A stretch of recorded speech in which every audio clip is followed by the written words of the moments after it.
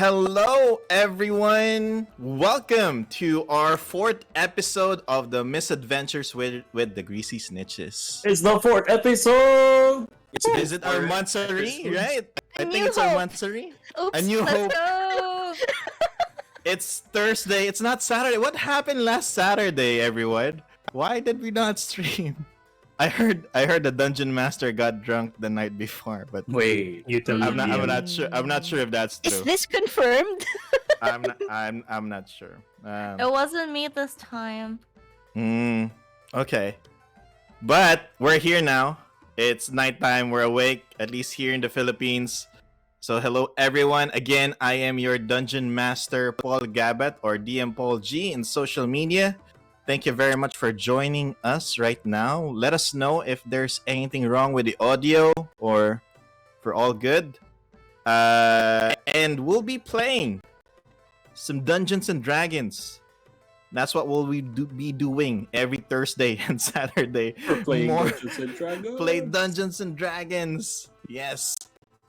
And more specifically, we'll be playing an adventure called A Dragon's Breath. This is a 4-hour supposed to be 4-hour adventure written by me, which is available in dmsguild.com. So if you go there, type in my name, Paul Gabat, you'll see A Dragon's Breath and all other adventures I've written and helped design. So you can check out that website, dmsguild.com.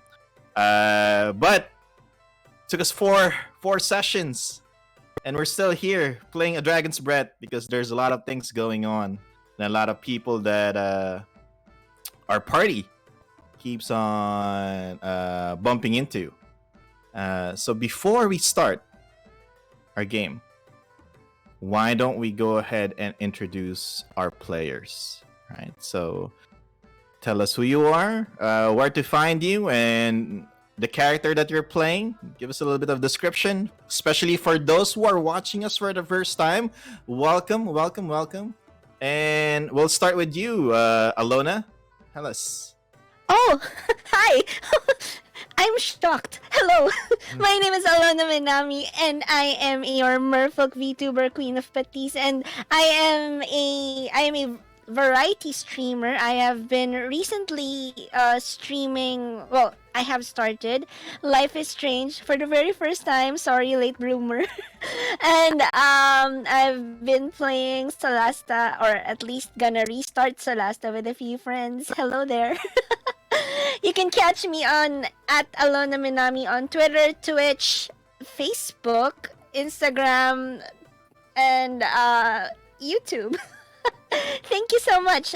Next, I give the floor to Siegfried. Oh man, I'm going next. Alright. Hey everyone, I am Ian Viernes, and I am your creative coach, multimedia designer, and of course your resident Poggy. Never gonna go away with that. My passion is to help people develop their brands, of course, and create stories that are meaningful. That's why I'm playing Dungeons and Dragons with the whole of Greasy Snitches. I'm playing Siegfried. If you saw the meme that was posted in our Facebook page, I either fix things or make everything 10 times worse. I'm your local rogue, asthmatic, but very, very edgelordy if you look at his character design. That is me and Siegfried. I'll pass it to... What do I see above? Is that a plane? Wait, I missed the first word. It's a bird. Cerant, it's you. Hey guys, it's me, Cerant, also known as IcedTeaGaming. You can find me on Twitter and shit. I'm another variety streamer, and I promise very soon, I'll start streaming again. Promise. And let's pass the last spotlight on to B. Hi everyone, it's V and I play Leena, your favorite little witch. Nice. And I am also known as now Fairy. I am a tarot reader, spiritual advisor, and esoteric practitioner. You guys can find me on Facebook and on Instagram in case you guys need some witchy tips. Wink. And yeah, and today it is not my fault. It's not the Forbidden One's fault. stares intently at the dungeon master.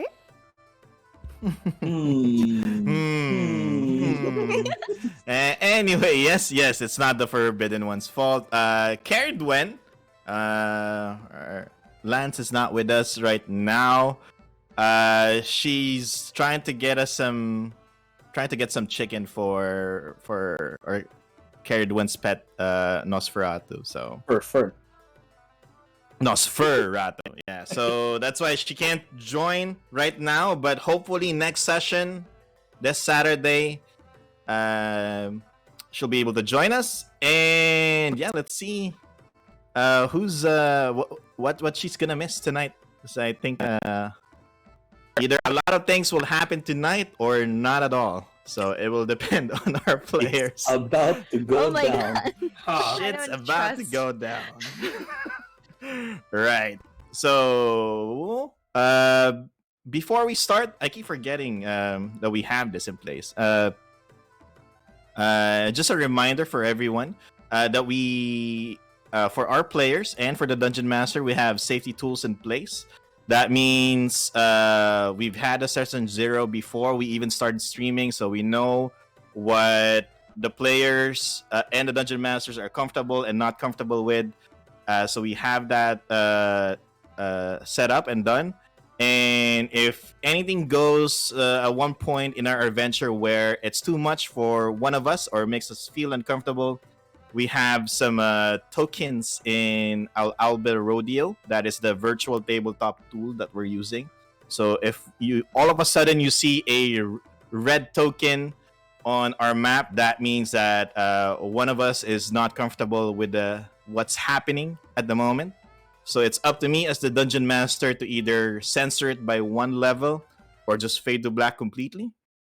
Or if it's yellow, then that means that kind of treading on thin ice, but it's kind of okay still. And if it's green, just go all out, basically. Go all out there. So just take note of that in case you see some random colored tokens on our map there. And before we start, what happened last time? Let me go ahead. I'll do the recap because I want to make sure that I remember what happened last time because it's been 1 week, right? It's been a week. And during that week, you finally entered the Quivering Forest, just north of the city of Flan, where Ragvala has asked you to go and retrieve a magical loot called Dragon's Sorrow that belonged to one of Ragvala's friend. And after entering the Quivering Forest, you all got caught in a bear trap. You survived that. And then you arrive in an area full of like giant mushrooms and encountered some fey creatures, fey gnomes called redcaps that kind of kick you in the shin until you die, which again, all of you survived, so good job. And then after that, you met a member of the Greasy Snitches, a very short but very talkative creature named Teman Dander, who basically just keeps telling you a lot of stories until you get tired of those stories. Actually, even if you get tired, he still kept on telling you more and more stories.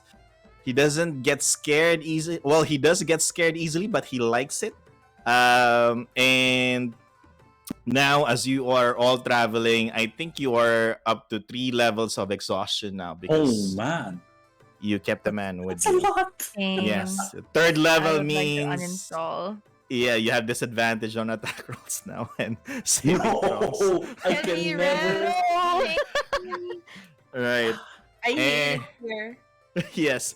Yeah, Teman is all there. But yep, might be able to help you or not, depends. And last thing is you also met a bard within the Quivering Forest, a human storyteller named Vagabond Victor, who actually used his magic to kind of siphon lore from a magical loot that you are all looking for, the Dragon Sorrow. And from there, he told you that long time ago, like almost 8 centuries ago, there were a group of adventurers called the Five Leaf Clover, and which is basically composed of like very powerful creatures disguised are like normal humanoids, except for one who basically wants to just enjoy the thrill of going on adventures. And one of those is the coin maker, or Ragvala, who is supposedly, quote unquote, a dragon, a gold dragon, who likes to disguise himself as a Tabaxi ranger. And then from there, he met a genie who transforms or disguises himself as a dragonborn bard, which is the owner of the Dragon Sorrow. And then the third one, there's Vagabond Victor tells you that there's some sort of a celestial being, an angel, that disguises herself as a awkward Goliath priest of Kelemvor. And then the fourth one is a human, a very powerful human that's been blessed and who can turn her enemies into ice, who's called Rem, the hero of the North. And then the last one, the one who's not actually a powerful being, is just a halfling wizard apprentice who beg the other members of the Five Leaf Clover for him to join, because if he can join that, he can learn a lot of magic from them and hopefully earn a lot of money so he can smoke whatever he wants. Named Rudy. So those are the 5 members or original members of the Five Leaf Clover, as Vagabond Victor told you.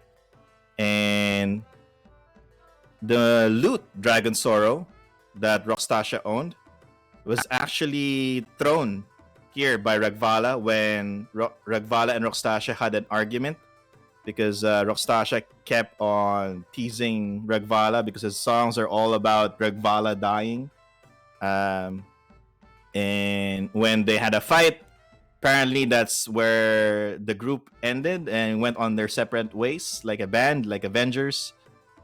And yeah, that was the story 800 years ago. And now Vagabond Victor is ready to take you where the Dragon Sorrow is at. So my question to you, my lovely players, are you ready to play some Dungeons and Dragons? We're ready to play Dungeons and Dragons! Yes, sir. Let's go! Let's go. All right. So right now you are being together with you is Temandander, that's causing you 3 levels of exhaustion. Vagabond Victor, that's kind of guiding you towards that location, which is west of the Quivering Forest, traveling there. And as you're all traveling west, Nosferatu, the familiar of Cerridwen, starts to hear chicken noises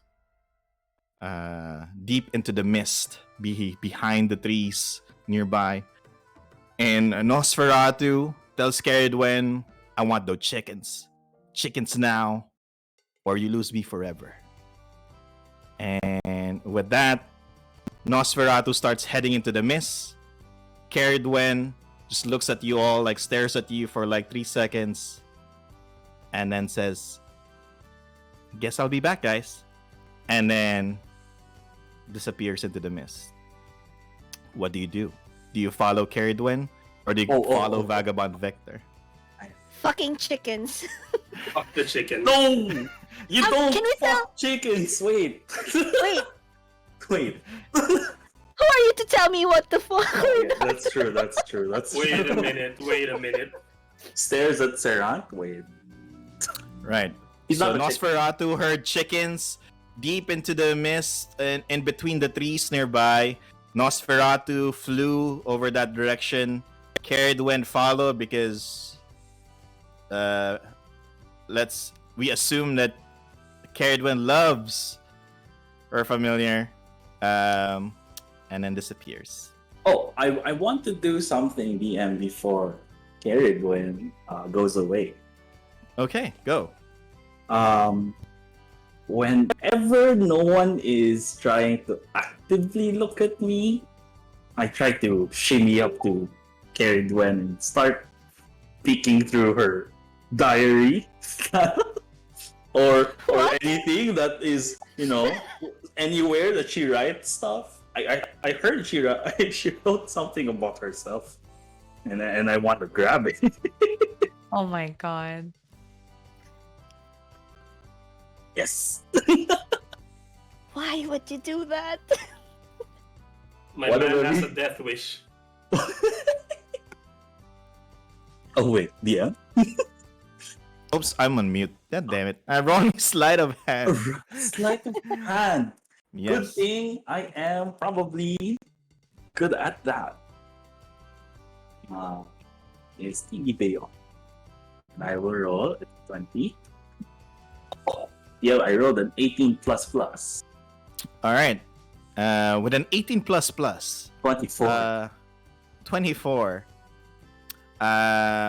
While Cerridwen is on her way to follow Nosferatu, you can see that there is some sort of journal that's protruding from her bag that you can easily get while everybody else is kind of confused as to what's going on. Why are we splitting the party all of a sudden?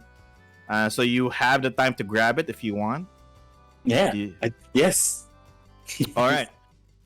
So when you grab that journal, Cerridwen's journal,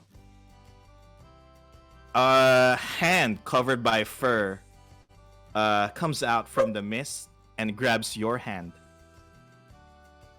Okay. And then you hear a voice that says, "Join us." And then it starts tugging, it starts pulling you towards the mist. What do you do?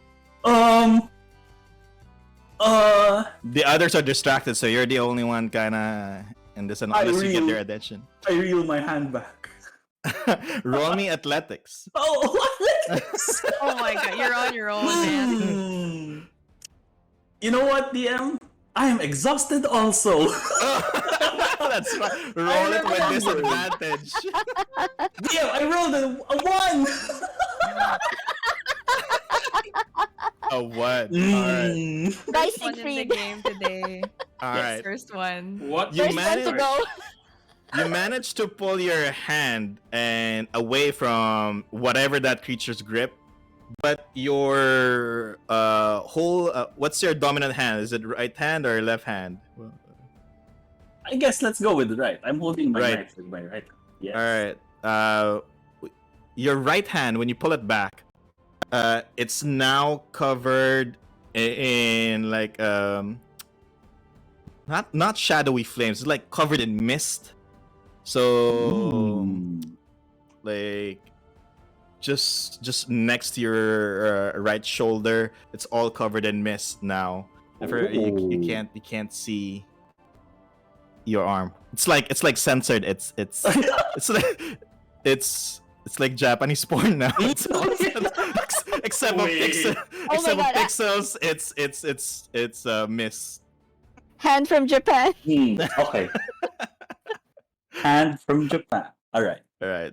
And then the others, you see Cerridwen heading into the mist and then disappear. What do you all do? Is the man going after Cerridwen? Hold on. DM? DM? Yeah. Well, Teman goes and says, where are you? Where is she going? Should I go check up on her, or Save her, go. are you sure you might need help in the future? You know, I feel like something's about to happen. Like you're about to enter combat or something, and then I'm the only one that can save you. So are you sure you want me to go with her instead of with you all? You know what? We're on to level 3 exhaustion. What do you guys think? Oh. If this man speaks the truth. Yeah, Teman starts to speak Deadpool, like breaks the fourth wall. And then, yeah, I feel like you're gonna die in the next encounter. So do you really want me to go with her, or? This man is speaking on another plane. Mm. You listen to him. exhausted because of him. I don't like him. either we die from his stories or we die without him. I'll rather So- die in battle. Oh. I would rather not die. Oh, that's a better option. I I will want die. to die. Wait. Wait. Ah, yes. So, and then the man is like looking left, right. Cerridwen, or all of you? Halfling, what do you know? He goes, I don't You know. better answer When before I shoot you. when things go bad, role play, okay? Oh my god. What's happening? What is I do your not role understand. play? I do That's not not understand this. What I are you talking see. about? And then the man starts to follow Cerridwen into the mist, and disappears as well, trying to retrieve her or. When something else. Cerridwen returns, she'll have 5 levels of experience.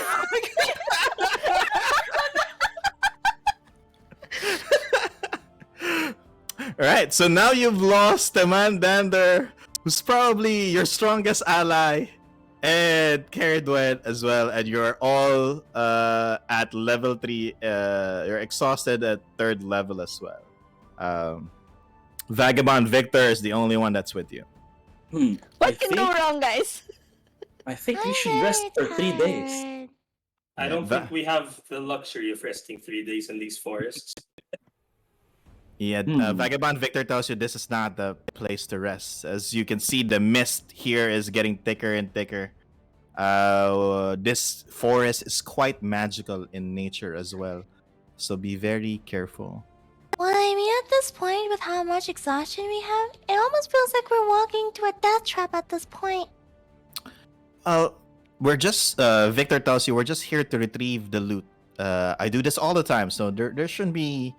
You shouldn't worry. Everything should be okay. Inside check. Yeah, go inside check. Okay. Insight check. What the fuck? -2. Okay, 8. Eight. You know that you can tell that.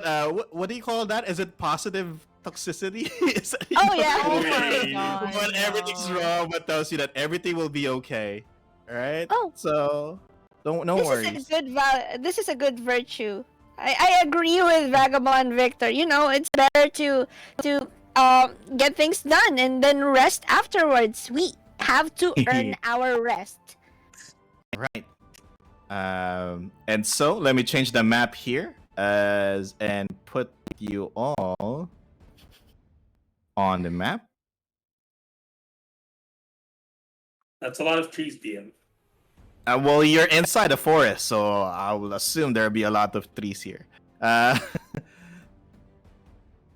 Let me remove Cerridwen. There you go. So you feel free to move your token wherever you want.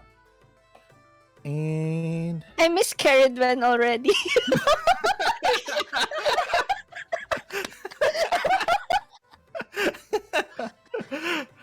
well, let's see if she'll hop on to save you all, or nothing at all.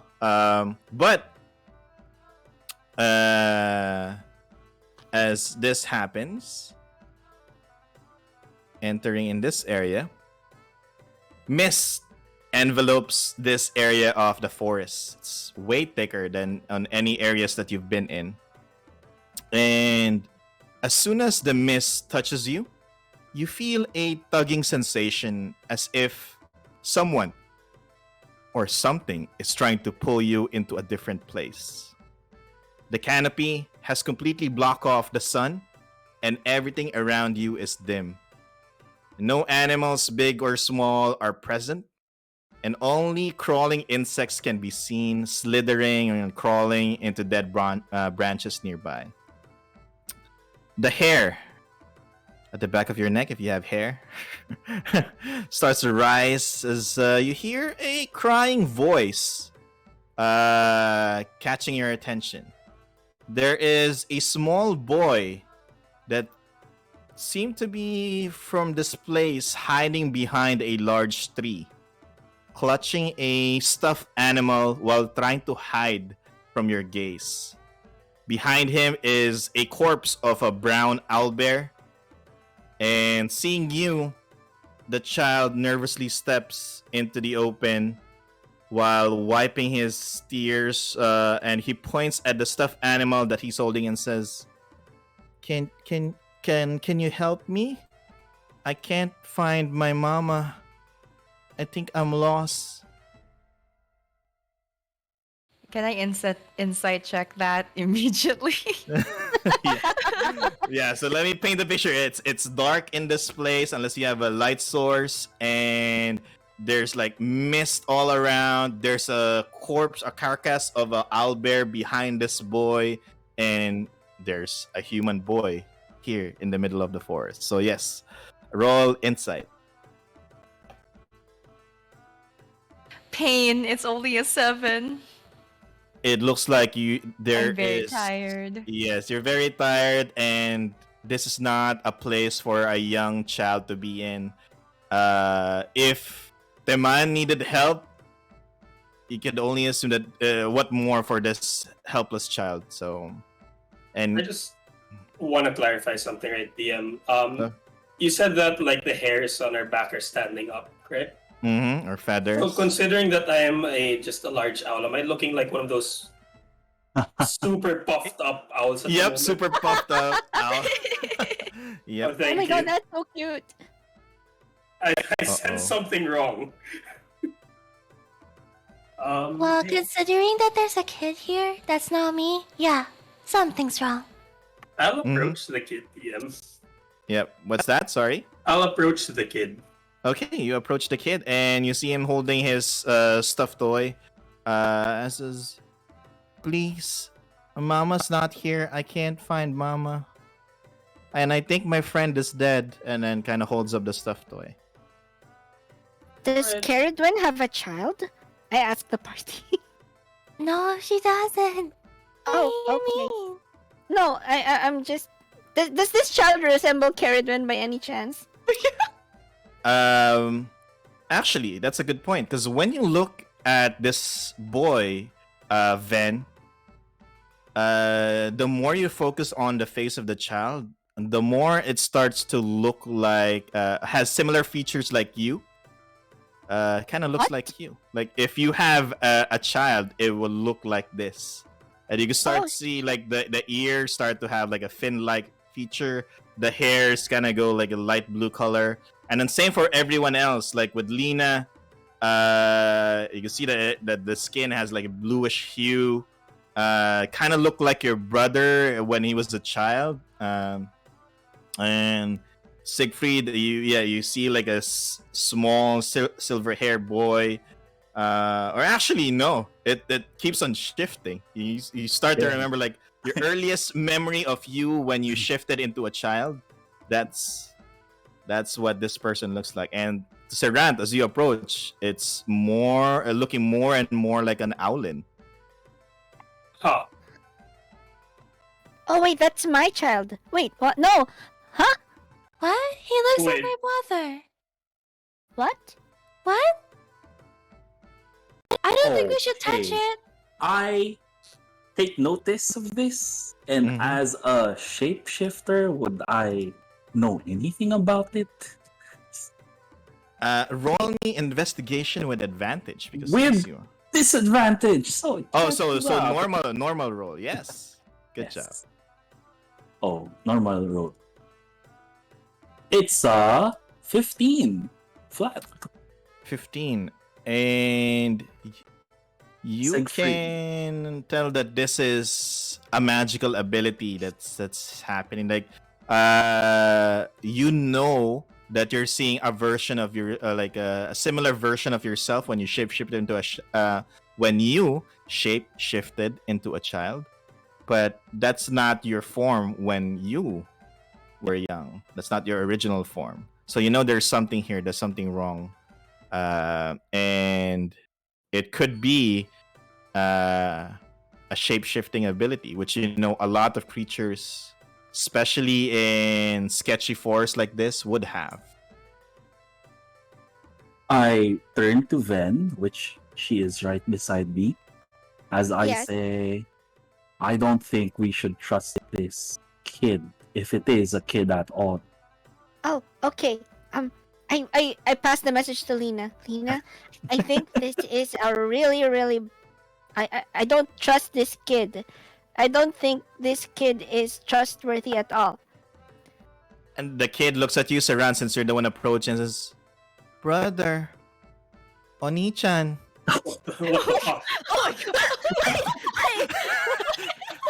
Like I was straight up approaching him when he said that. I take a step back. Oh, he's Whoa. dead. He's dead. My friend is dead. Look, what do I do? I shout, whisper to Cerant, poke him with a stick. Or maybe we should just let the forbidden one eat him. Oh We can do that. Yes. no! But why not? Because it's morally wrong. You're no fun. There's no fun when there's lives on the line. What do I do? What do I do with my friend? Who is the friend he's mentioning? The stuffed toy that he's holding. Would you mind if I take a look? Okay.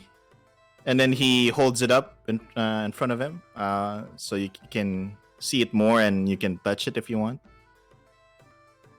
I try to, since I know it's a stuffed animal, I try to play doctor with it. Okay. And like I'm giving him, I'm giving him a checkup, and it's like, he's alive and well. And the little boy goes to you and says, "No, he's not. He's dead. He's dead." And you can see like his eyes are like swelling and tearing up. And he keeps saying, "No, look, you're lying, brother. You're lying. He's not alive. He's dead. He's dead." And his face like becomes more red and his eyes puffier and puffier. That you can feel like if he keeps on crying, it will just kind of explode, like pop up and explode. I think you should leave. And he Like goes, right now. "Give me back my friend. You keep lying to me." And then you see his face from red turns to blue. His arm starts to reach out for his stuffed toy friend, and it becomes longer and wider. And his fingers, like at the tip of his fingers, claws, nails starts become to pop up and grow. And his size, the boy's size, starts to become larger as you now see horns come out from the forehead of this child as it becomes an Oni. Oni-chan is here. I look at Cerant's headband, and Leena goes, I told you we should have just let him get eaten. And at this point, I need everyone to roll me initiative. As my dad joke, I was able to deliver it. "Pain." Perfect. Pain. Um, Disadvantage, right? Initiative with Yes, this disadvantage. is a skill check. Right? It is a skill check, so disadvantage. Disadvantage, pain. Yes. Fuck. Nice. Lol. I'll My put in- on each. Alright. I got a 5. Nice. Alright. Leena got a 5. Siegfried, what did you get? I am currently checking, and I got 21. Even this is Wow, Wow. good job. Wow. And all. Cerant, what did you get? I got a 7 DM. 7. Alright. And Ven? I got a 7. Who wants to go first? Cerant or Ven? Who's Mind pretty? if I go first? Mind if I go Yeah. first for this one? Go. Go ahead. Thank you. Okay. Our speed is half. Our skills are disadvantage, and what's Is the it too other late one? to feed him to the Attack to the attack forbidden one? rolls and saving throws are a disadvantage. Yeah. I don't know about you guys. I'm already here. Oops, what did I do? Alright. There you go. Putting the initiative here. Now with combat, Siegfried, you go first. The little boy has transformed into an Oni. And like towering over Cerant. What do you want to do? Oh man, I am shocked, but no, I run towards the nearest tree and try to position myself as if I will be hiding. I will be hiding behind that tree. Okay. Roll stealth. All right, that is a disadvantage. It is it's a 1. Oh my god. You feel Oh wow. you don't even feel that you're hidden. Like you're trying to hide in one of the tree trunks, but you can clearly tell that you're Okay. exposed. What is he doing? I shot quick, hide, run. I guess that's my turn.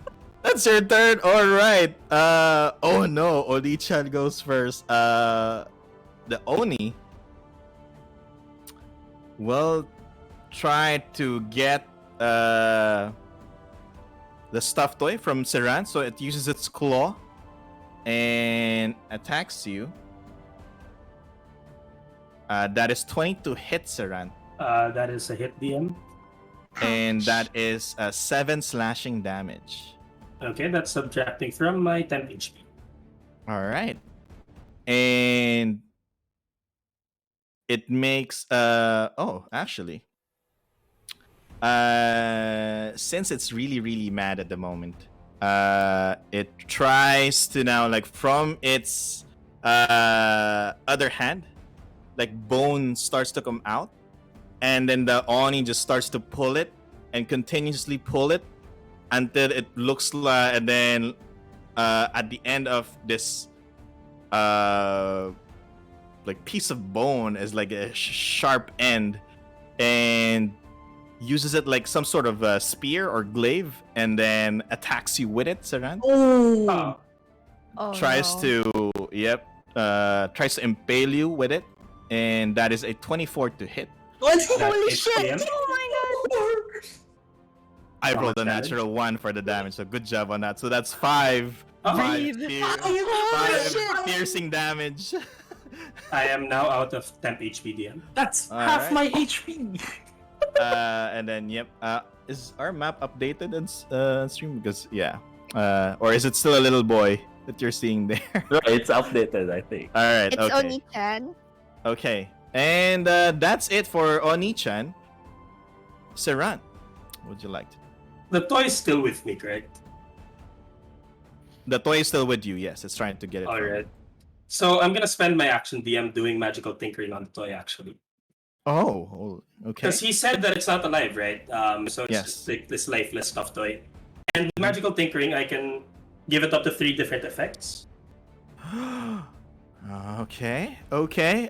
So first, I'm gonna give it a 6-second long recorded message. That's one of the effects I can do. Okay. I'm still thinking, maybe. Let's see. What's a basic thing a child would want to hear? I know. I'm here. I love you. Would that be nice? Okay. So that's one effect. I don't know how many effects I can do per turn, DM. How many would you say? What feature are you using? This is the magical tinkering feature of the Artificer. This is the level 1 feature I have. Magical tinkering. Let me pull it up Thank you. real quick. And all right, so as you come up with phrases, you for this stuffed toy, and anything else that you would like to do, If I can do more tinkering effects to it, I would just give it one proper. one at a time. All right. Yeah. So that I'll give it like a voice to speak with, Okay. and then I say to the kid, I say to the Oni, look, he's alive. And do you activate it to let it speak? I activate it. Basically, like when he was trying to stab me, I made a quick incision to the back using my talon, and then I fit in a small device All right. into the stuff there. So what would the I'll let you choose out of those 6 instead of random. I'll let you choose what it would say when you activate it, when it gets activated. Let's say, I love you. That's the most basic I can think of.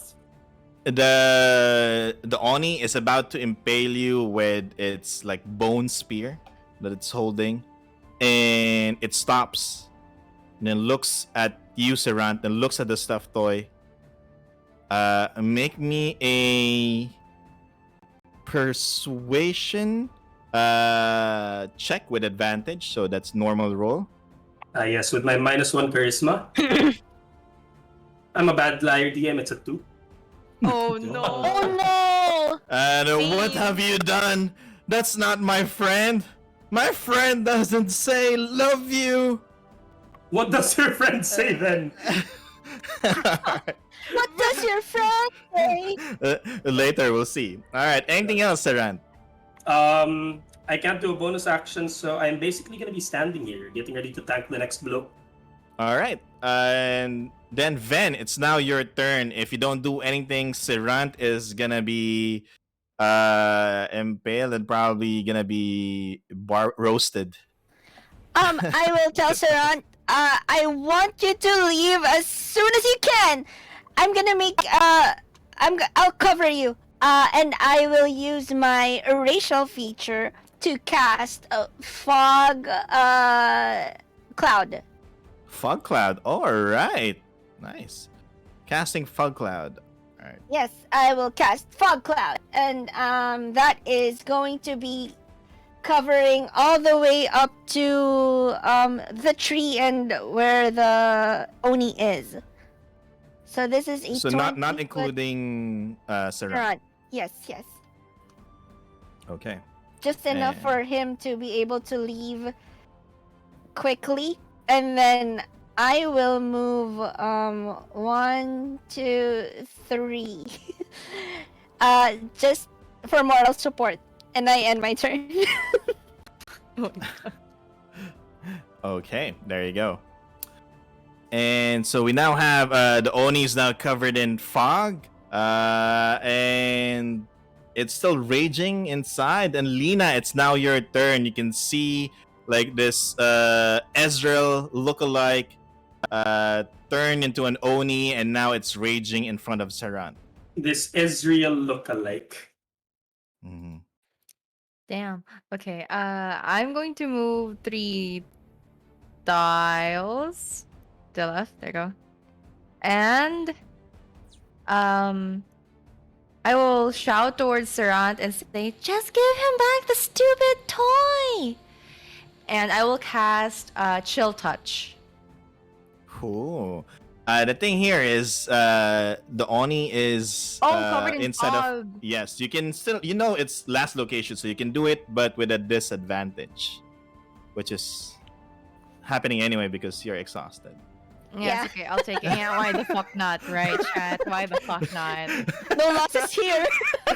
Just here.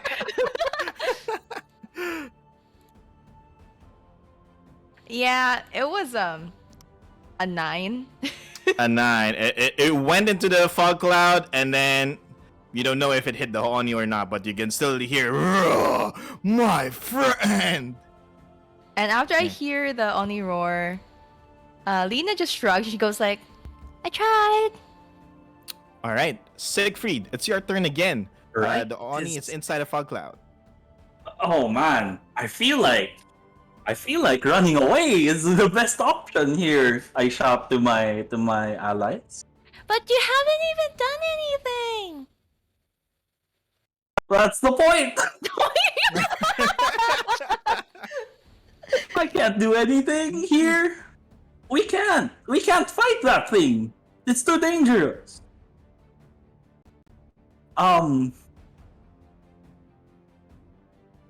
Yeah, I shot that, I guess, and I just move away, readying my short bow. Okay. 1, 2, 3. That's my whole move. I dash 4, 5, 6, and I bonus action dash as well. So I'm like at the edge of the. All right. But you're at my the edge of the map. bow is at the ready. Yeah. All right, but you're not firing it. No, I cannot. Alright. Now, the Oni in rage says, "My friend doesn't say love you. He says I hate you all the time."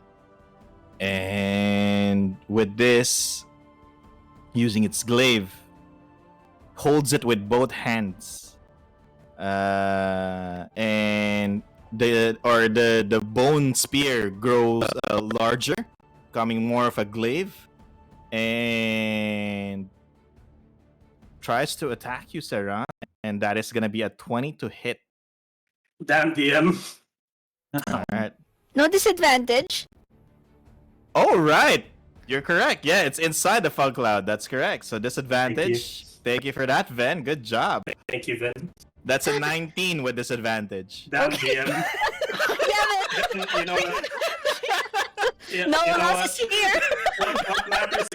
what matters is you tried your best. Sorry. We tried. We tried.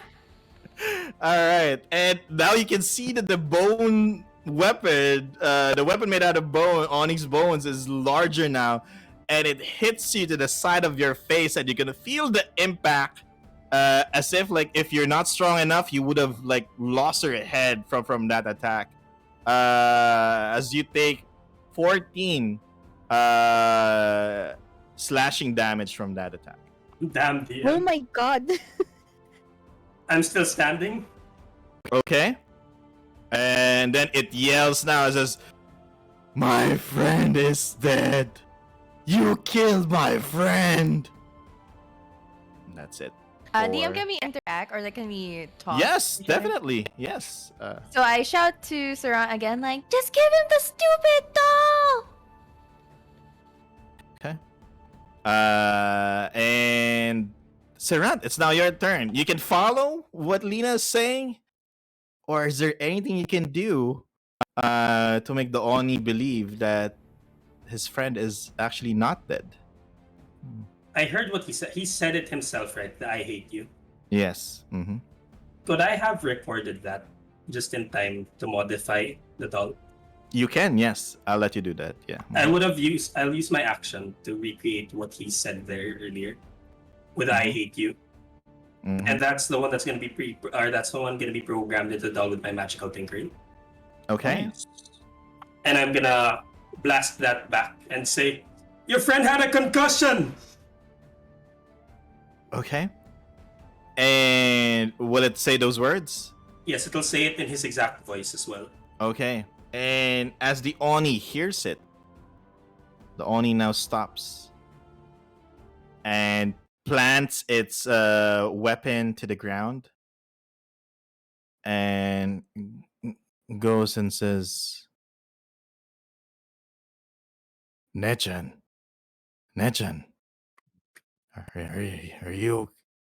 are you alive? Nechan. And then, what do you do, Cerant? It's asking a question. I play it again. I play the Yes. audio again. All right, as it hates that I hate you voice, the Oni starts to shrink. And now has like the same height as you, Cerant, and goes, "But I thought you're dead.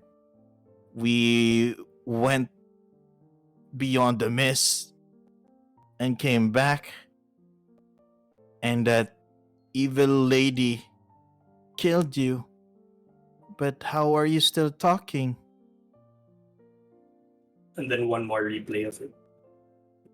And the Oni transforms back into the boy and asks for the toy. I give it to him. I like crouch down and give it to him. And then you can see like Cerant's face, it has a large cut on it already. He's bleeding. His white furs are getting stained red. I dropped Uh, fog cloud. and dropping fog cloud. The boy sees the stuffed toy, grabs it, and looks at you, Cerant. How did you fix my friend? I'm pretty sure she's dead.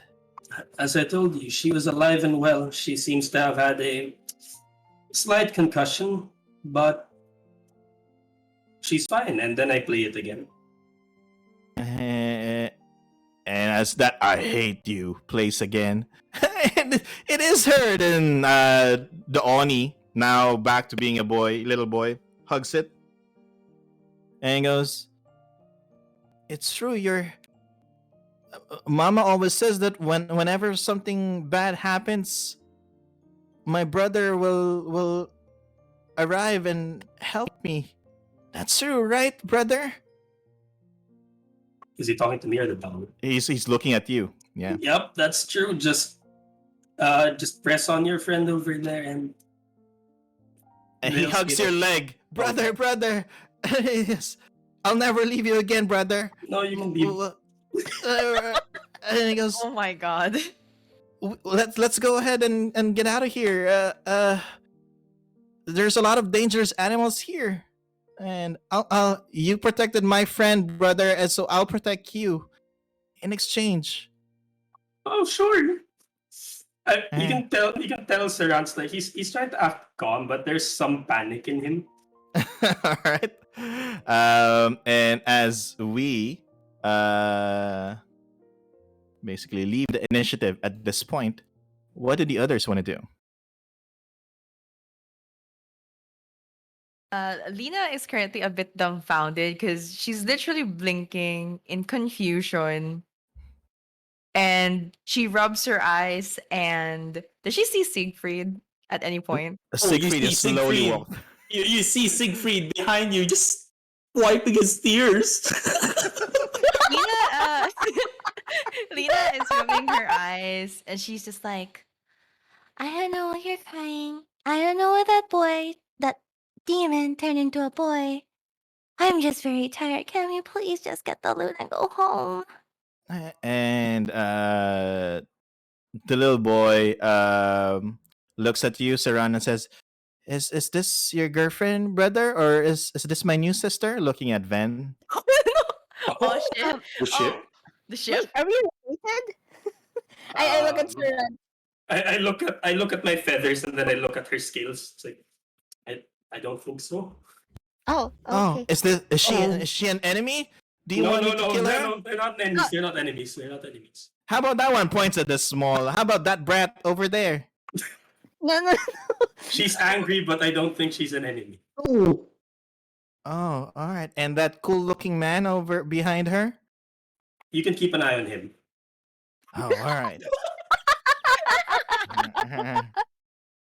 But can I Yeah. ask for your help? I nod, agreeing. Like I do the same. Can we ask for your help? I ask the little boy. Sure. What kind of help do you need? Have you seen a black? I turn to the party, right? Uh-huh. Yeah, salute. Yes. Yeah, it was a have you loot. seen a black loot? I think Vagabond Victor over here would properly describe it to you. Yeah, Vagabond. Vagabond Victor is about to approach you, scared of what just happened, but the little boy points at one of the trees and says, "You mean that one? The one that's over there, that's stuck on that big trunk over there?" Is it that one? I ask Vagabond Victor. Vagabond Victor nods and says, "Yes, that's the Dragon Sorrow." And what the hell just happened? Is that boy gonna kill us or? No, he's just a boy. He's Yeah, just a boy. exactly. It's just a boy. I'm telling myself lies at this point. It's just a boy. But we all saw what happened just like not even like a minute ago, right? They turned to a- Magic works in mysterious ways, Vagabond Victor. I like that. I would like to approach the loot slowly with Okay. my Teeny tiny legs. All right. The loot is actually stuck in the tree. Because again, it has been centuries and it's like 20 feet up. And that's the reason why Vagabond Victor is having a hard. It doesn't have the strength to pull it out from the tree. Like only part of it, like the butt end of that loot, is kind of protruding from the main trunk. Okay, so after investigating the situation with the loot, I turn back at the party and say, It's kind of stuck. I don't Oh, know. do you need help? It's stuck underneath the tree, Van. Like this Okay. 20-foot tree. Sure, I'll be there. I move away and disengage and You disengage. I love it. All right. and Okay. go to the tree. Oh, is this the one, Leena? Yeah, the tree grew on it, so it's kind of stuck. Okay. Yeah, so you have to Can you climb help- like well, 20 feet up to get to the loot. All right, I lift Leena up. Oh my god. You see like Leena like It's All like, right, so Leena, roll me. If you're gonna climb, roll athletics with advantage, but then disadvantage. So normally, if you wanna get towards the loot, as Ven is helping you. Leena squirms and she goes like, "You better catch me." don't worry, I got you. So that was athletic. Athletics, Okay. yes.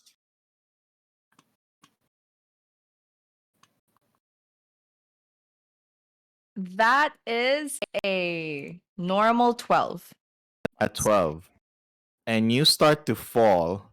Ven, roll me acrobatics. See if you're fast enough to catch her. Acrobatics. Oh my god. Okay, disadvantage, right? Disadvantage, yes. Okay, let's go. I got a 13. Nice. 13, nice. You spread your arms. You know that Lena's about to fall towards your direction, towards where you're at. And then Leena falls to the ground to the right of you. And Leena, you take 6 shit. bludgeoning damage. Actually, DM, I will do a very Mimi cat because as an air genasi, I have the quirk to levitate. Oh, Oh. right. So, And So- yeah, person to do the So- I got you. job. I got you. So nice one. So basically, what happens? You see Leena falling, and Ven goes, "I got you, I got you." So when Leena falls, you know when the cat is falling on its back, but then it pauses like a few inches off the ground and flips over. Mm-hmm. That's what happened to her, and she's like, You said you'd catch me. You didn't say where you fall. so you see the face of betrayal at that point. I And tried, okay? Vagabond Victor at this point approaches and says, just take it slow, take your time. Climbing up a tree, anyone can do it, right? So just do it slowly. All right? Oh, okay. What There aren't very But we many need trees. someone really strong to pull. I have an idea. You can see Cerant a bit lightheaded at the moment. Mhm. What if I carry Ven and fly? Mm. Oh, I would love that. Alright, and I is he clinging on my leg, DM? Yep, he's still clinging on your leg. Okay, I'm gonna bring him here and I ask him, can you let go for a moment? I need to help your sister here with something. I extend my hand to hold the little boy's hand while he's waiting. Looks at you, Siegfried, and is it okay, brother, if I take his hand? Sure, but be careful about him, okay? And Don't then trust strangers. the little boy says, "What's your name?" Looks at you, Siegfried. I am Siegfried, little boy. And this is a bow. Then I show him the short bow. Oh my god. Whoa! Look at that. And he starts showing it to his friend, his stuffed toy friend. and... I keep him entertained, but I keep sharp things away from reach. So a I short didn't bow. show him the arrow. Oh, the arrow, and then I can make one, and then you see like a bone-like arrow pop up Oh. from his palm. And then, can we shoot something with this?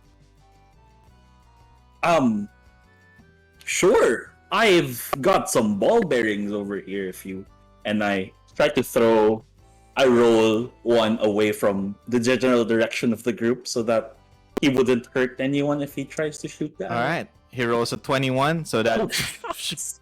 Oh my god. and Wow, more. Okay. And I like entertain him to the side. All right. That's a 25, 15, and 27. Crit.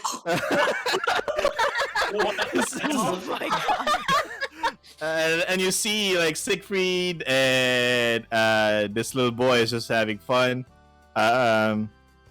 Introduces himself as, since he's an Oni, he's Nick when he's a little boy. Nick. Yep. And Cerant, now you're with the group. What do you want to do? I will fly, or I will grab, or I will hold Ven, Okay. and then start flapping my wings to bring her up.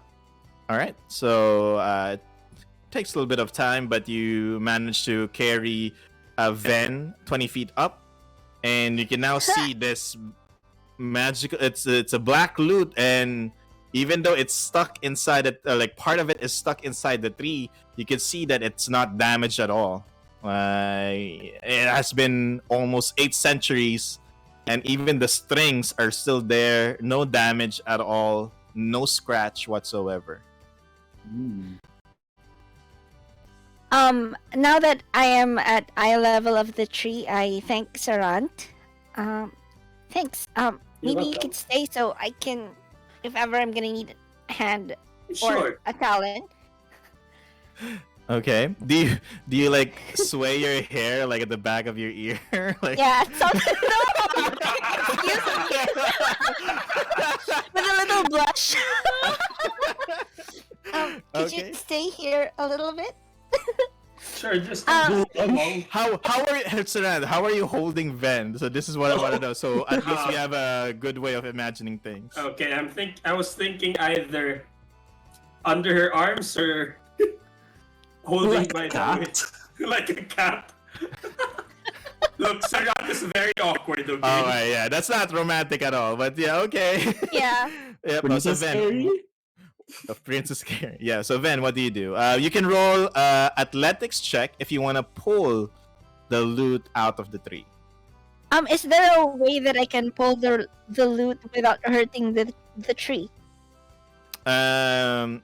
At this point, yeah, just pulling it outright is the thing that will like least deal damage, or that will deal the least damage to the tree. Yeah. Okay.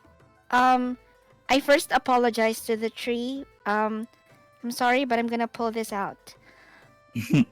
And then I grab the loot by the neck. Why are you all giggling? What's wrong with you people? Are you guys okay? What's wrong with pulling out? There's nothing wrong with pulling out. So- the loot. So I'm ready to pull out DM. All right. I grab it by the neck, and then I start tugging it a little bit, Okay. seeing if it has a little bit of wiggle. All right. And- It's squeezed tight there. So Okay. I will say, as I pull, I am gonna shout sorry to the tree. Sorry! And then I rolled a 12. a Nice. 12. All right. You feel like you need one more pull to be able to completely free the loot. Make me another athletics with advantage. So All normal roll. One more time. 1, 2, 3! And I rolled a 19. Nice. Nice. Boom. Nice. You managed to get the loot. And you can clearly tell that it's magical in nature. No damage to it at all, even after pulling it that hard from the tree. And you can see that there's also something written at the back of the loot, like something's something is carved on it, but it's in Dwarven script. Oh, Ooh. Dwarven. I understand Dwarvish. Nice. Oh, nice. All right. And it says there, it says at the back of the loot, I will only sing songs about you, my friend, my idol, my adventuring brother. Until the day you die, I dedicate all my songs to you. And then under that is the name Rockstasha. I read this out loud in front of Cerant, and hopefully the people downstairs, down tree, can hear me. I also start flying us down slowly. Guys, Vagabond Victor, is this is it, right? And it looks at the when you said what's written at the back of the loot. It says he starts tearing up and says, "You mean all that song that he played? It's not to tease Ragvala. It's just how he writes his songs about his friend. He looks up to Ragvala. He's just misunderstood, and all his songs are dedicated to Ragvala." And he starts opening his journal, starts writing it, making sure that he doesn't forget. And we need to tell Ragvala right away. You said you know him, right? You said you've been with Ragvala. He needs to know this. Yeah, we need to take this back to Ragvala, but what about Cerridwen? Who? Vagabond Victor I turns think one around. of you should go down first. I've flown her down already. Oh, So when that actually happened, so you see a confused Leah because she was calling out because she was looking right up. Because of her height, she probably did not notice you flying down. So she was like expectantly looking up. And when you mention that you're down, she goes like, oh, that's nice. Are you fine there? Are you okay, Leena? and then after that long, and then you hear, she ends up sipping in her sippy cup. I need everyone to roll me a wisdom saving throw. Wait, what? Wait, what? Wait, what? I'm sorry, DM. Yes. Roll me a wisdom saving throw. Wisdom. We're not disadvantaged, right? Yes, we are. Yeah. Oh, You're- disadvantage. Saving throw? Pain. Yes. You're all still exhausted at that Oh level. no! All right. Uh, I 12. failed at a 3. Mm-hmm. Leena, what do you get? Nice. Oh, hold on. Disadvantage. Okay, so I got a 15. Okay. I And got six. a 15 as well. All right, nice. As you're drinking from your sippy cup, Leena, Van mentions the name Cerridwen. And after you say that word, say that name, Van, and Vagabond Victor goes, "Who?" You try to remember who Cerridwen is, and Cerant and Van, you start to lose memories about Cerridwen. You don't remember who Cerridwen is. Carry who? Wait, sorry, slip of the tongue. What was I saying? I don't know. You were No. saying a name. Leena looks at them weirdly and goes, Cerridwen, you know, tall woman, big boobs, weird cat. Vagabond Victor Huh? says, "I'm sure if we have someone with big boobs with us, I would surely would notice inside the forest." You know? Victor. Yes. I Mine's changed not my that big. form into looking like Cerridwen. This Alright. person, and I show myself as Cerridwen. And to everyone else that failed the wisdom saving throw, that form doesn't look familiar to you. Who goes there? And, and Nick, the little child, looks at you, Siegfried. Whoa! I want to do that too. And then he starts to transform into like a mini Cerridwen I love this kid. wow. with like whiskers on his cheeks. And like, oh, look at me. We're like sisters now. Look. Yes, we do look like sisters. Are you sure you Uh, don't remember? Are you sure you don't remember Cerridwen? Oh my god. If I were to remember anybody who looks like that, then I would. But Yeah. I do not. She looks like a likable person, but I don't know her. I look Just- at Siegfried, alarmed, and go, We're in trouble. We gotta go. Okay. Most definitely. Most definitely, yes. We shall go. It's like Cerridwen.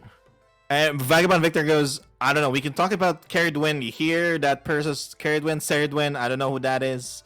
But if we stay here, looks at the boy who's now looking like a mini Cerridwen. More creatures, very dangerous creatures might pop out. So, plus I'm excited to meet that dragon. Let's meet the dragon. All right, let's go. I'm still lightheaded Even- and trying to keep balance. Okay. Even at a smaller shape, is Mini Cerridwen's boobs still big? "Oh my god, Oh my god. the real question." The real questions. I would say not yet. That's Oh, it, 'cause okay. I don't want Underdeveloped. FBI. I don't want FBI to just barge into my house. So Okay. yeah, late bloomer. I'd say. Late bloomer. Alright. I transform back because it hurts when I run. All right, and now, Cerant, you see that your quote-unquote little brother is now hanging out more with the cool, very cool Siegfried instead of you. Don't worry, I know I can turn off the magical tinkering anytime. Oh my god! And Siegfried is like, "Oh, you're so cool. What else can you teach me? Like, is that how? Like, where did you get that outfit? Should I wear something like that? I feel like I'm always misunderstood, and that outfit it speaks to me." Oh no. This guy is about to enter his MC. Oh, Actually, DM, I wanted to ask, as everyone is walking, we're walking, right? We're already Yes. moving. Mm-hmm. How are they walking? Are they walking in a fast walk pace? Are you talking about everyone else? Yeah, in the party. Yep. Very so. Again, you are exhausted. So Vagabond Victor knows how to get out of the forest. He actually has a map, so he can guide you back to the northern edge of the quivering forest where you came in. But it's a very slow walk because again, you want to be mindful of traps and other dangerous creatures that are here. Oh, okay. I was just asking if if everyone was riding bigger because Leena was pretty much ready to scream and go like, I got tiny legs. And Nick, the child, looks at you, Leena, and says, "Do you need help? I can help you. I can carry you on my back." What? But we're the Yeah. same size. No, but I'm really strong, like super, super strong. And now that my friend is here, I'm sure nothing will go wrong. Plus, my new bro, Siegfried, taught me how to shoot some arrows. So nothing could go wrong if somebody attacks us. You know, that is good, May. I feel like you know the difference between using your powers for good and bad. And what you're What's- doing right now is something good. You're helping others. Oh, I see. I don't even know what's good and bad. So that's what good means. My friend, and then points to the stuffed toy, always tells me that everything I do, she hates it. But now I'm surrounded by people that actually likes what I'm doing. And then you see the boy like give you Siegfried like a genuine smile, like, all right, like finally someone that he can relate to, someone that actually acknowledges what he's, the good things that he's doing. So, yeah. Well, he offers Leena, like, if you're having a hard time walking, he can carry you on his back and be like a childhood buddies. Well, if you're sure.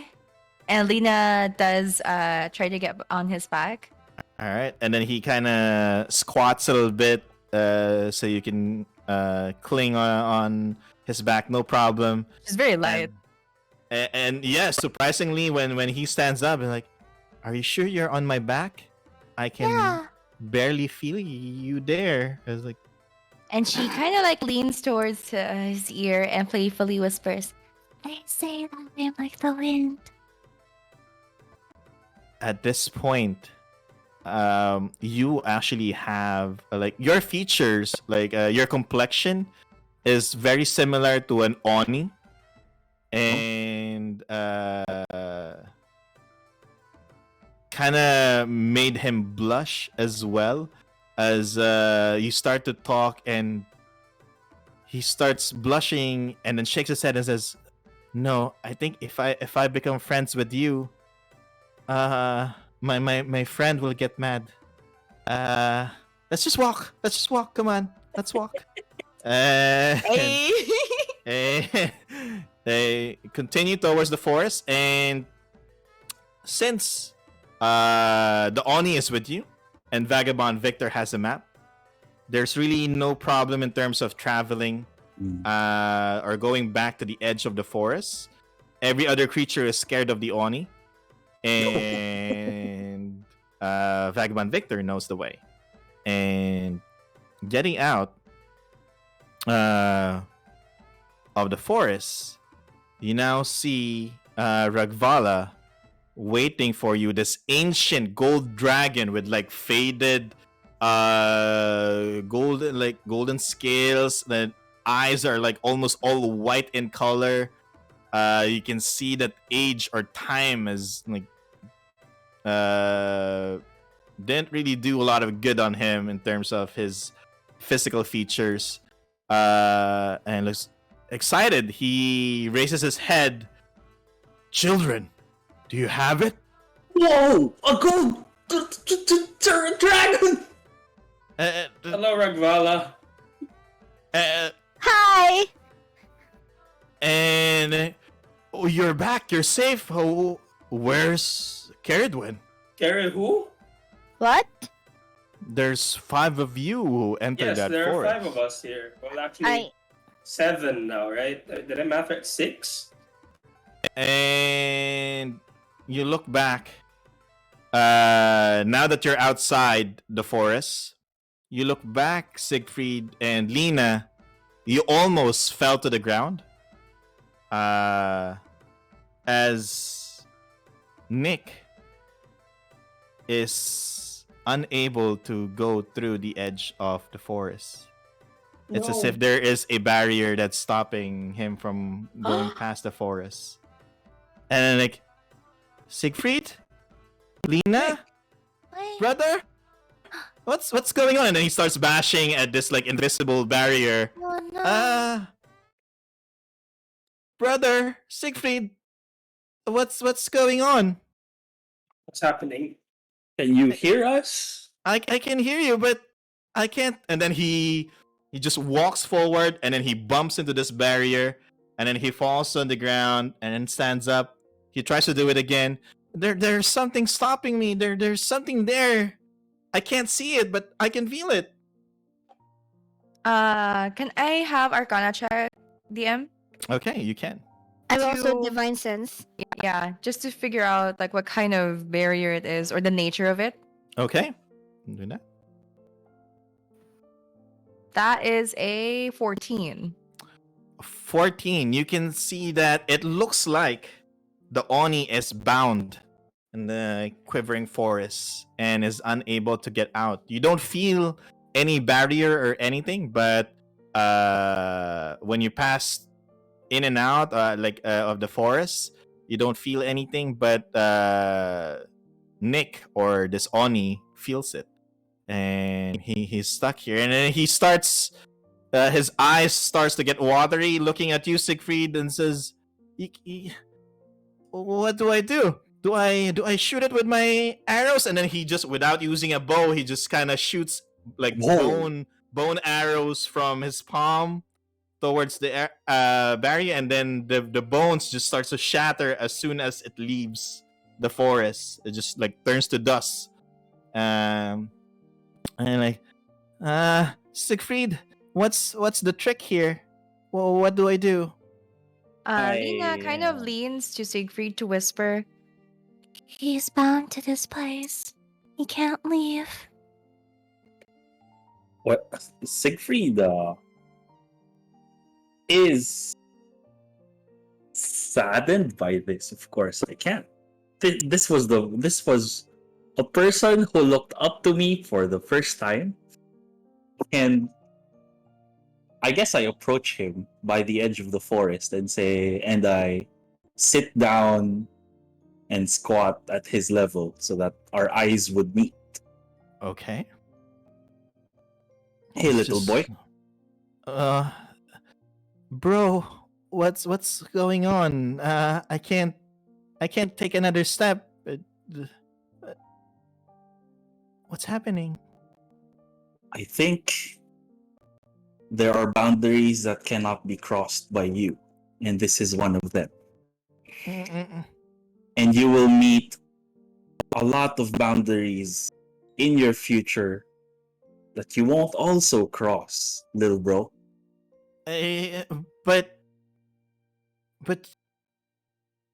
you're my new friend now, right? And you see him being afraid, looking at the stuffed toy, but kind of summons the courage to tell you that you're my friend, you're my bro.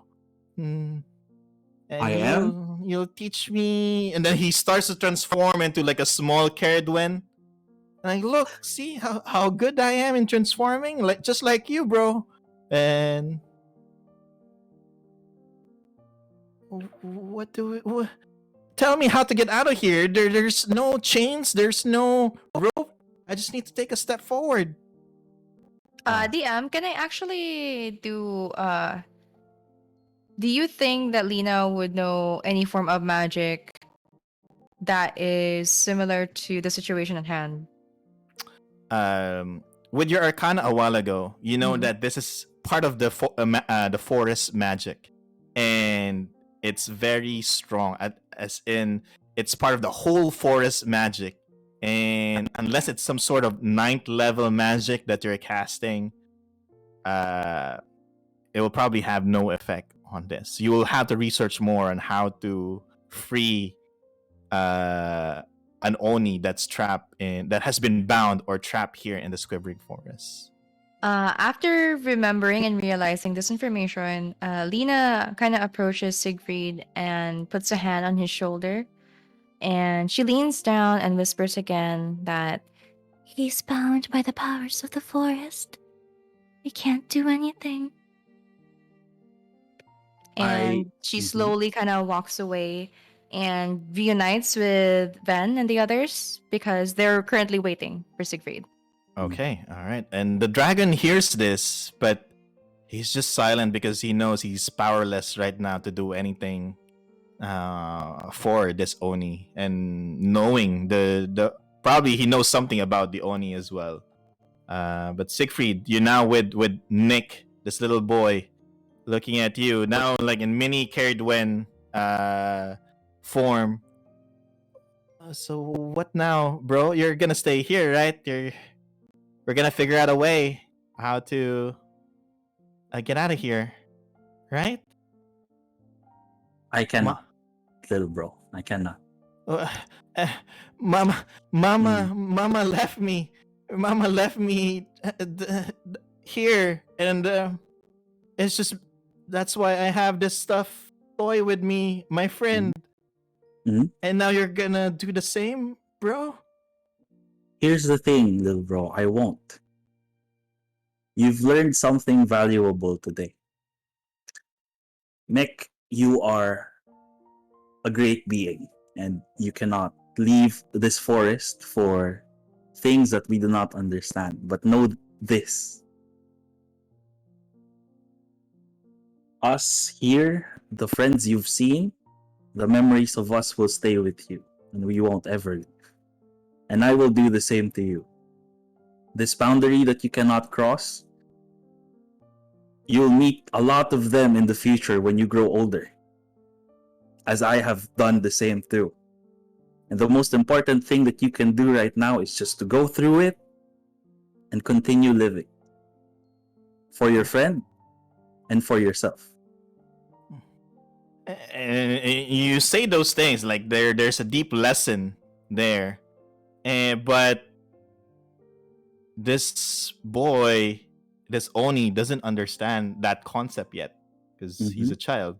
And he goes, I don't understand, bro. I'm already living. I'm here. I want to cross it, but it's not letting me.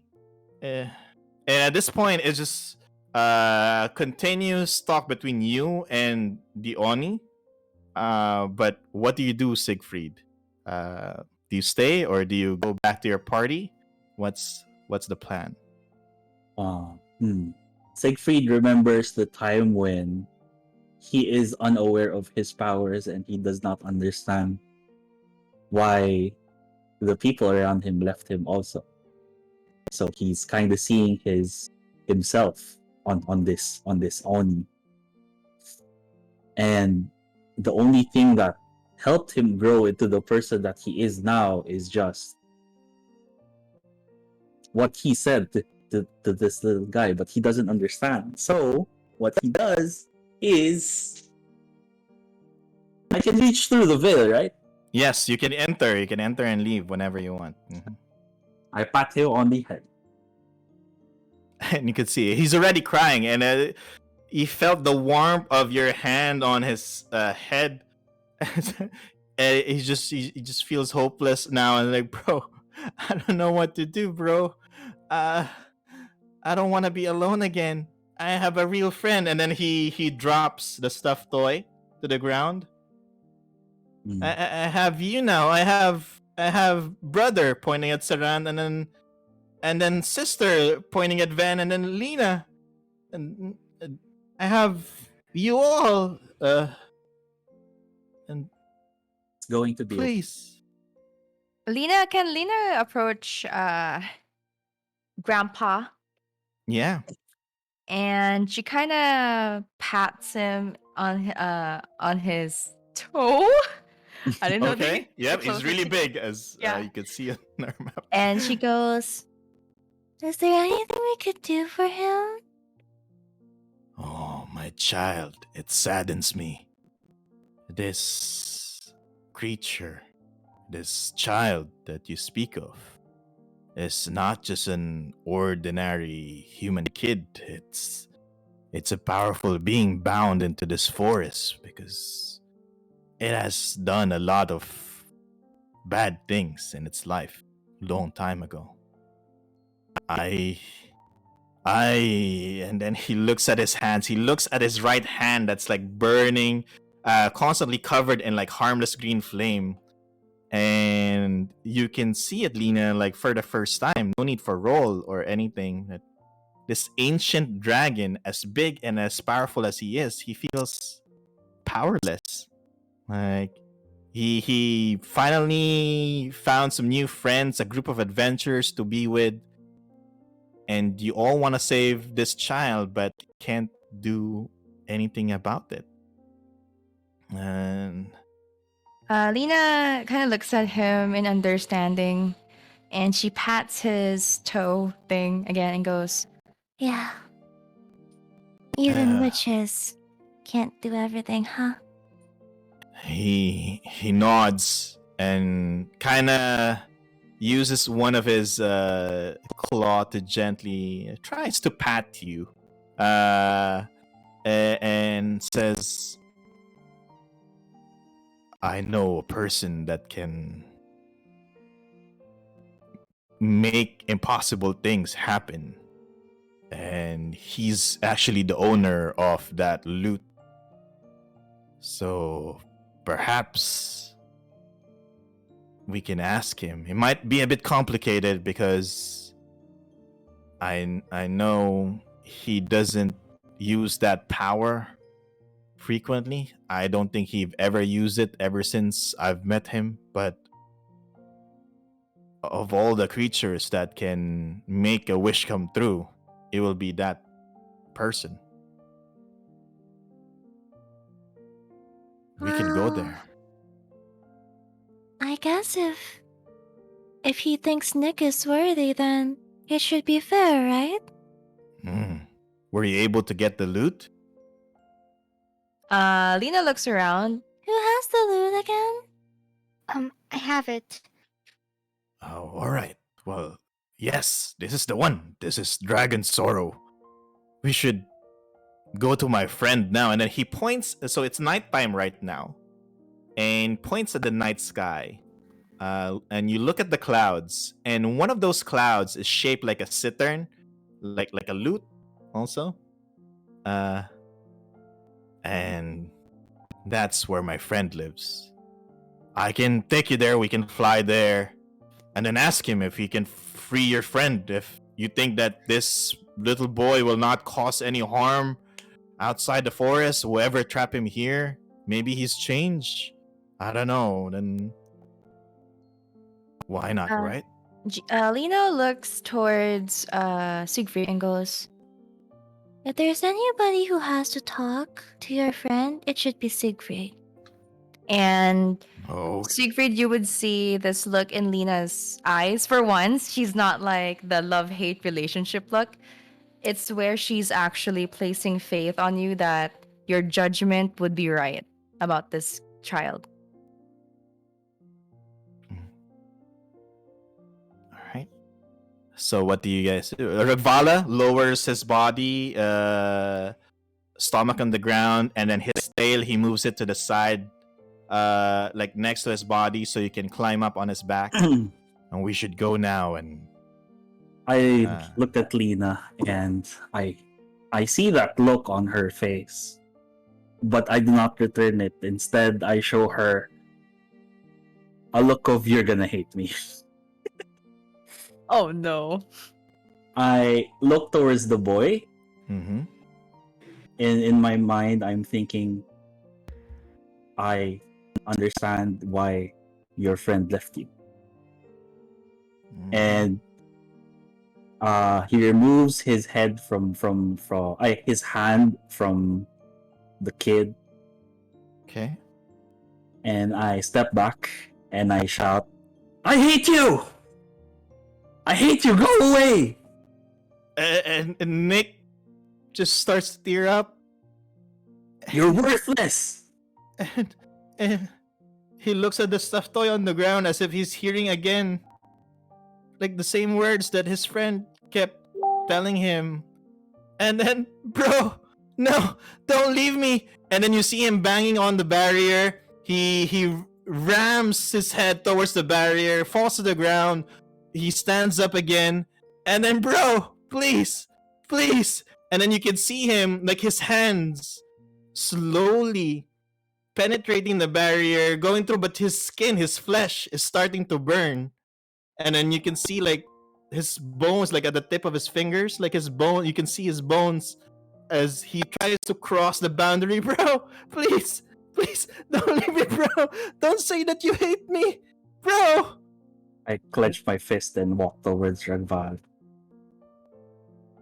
And as you all ride on Ragvala's back, you can see the sadness on Ragvala's face, and he knows this is not an easy decision. That he has experienced something like this probably multiple times before during his time. And not wanting to make you all suffer more, he turns around, he flaps his wings, and he flies towards the night sky, towards the cittern-shaped cloud. And Siegfried, you can still hear the boy crying, calling out to you, calling out, bro, until it's just the wind. Then it's gone. And with that, why don't we take a 10-minute break? Emotional Fuck you! I hate you! Let's take a break. Yes, too much emotional damage. And let's Oh my see god! what will happen next. I've been saving my smite for Siegfried. So let's take a 10-minute break. Let's breathe, stand up, get some water, wipe those tears off our eyes, and we'll see you in 10 minutes, everyone. Hey.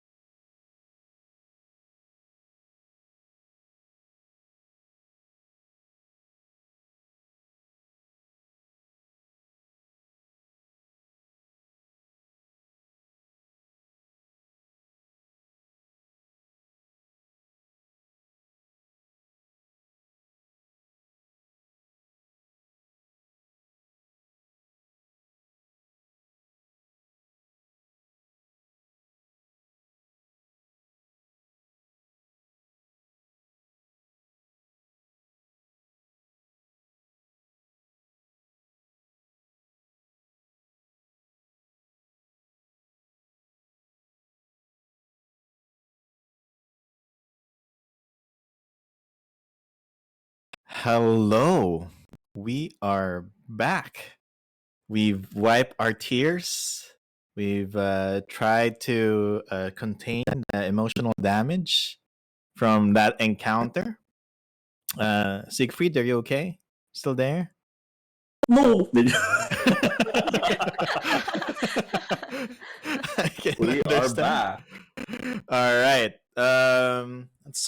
As you leave the quivering forest, unfortunately, in a not so good manner, um, Ragvala now tries to take you to his friend, and he asks you like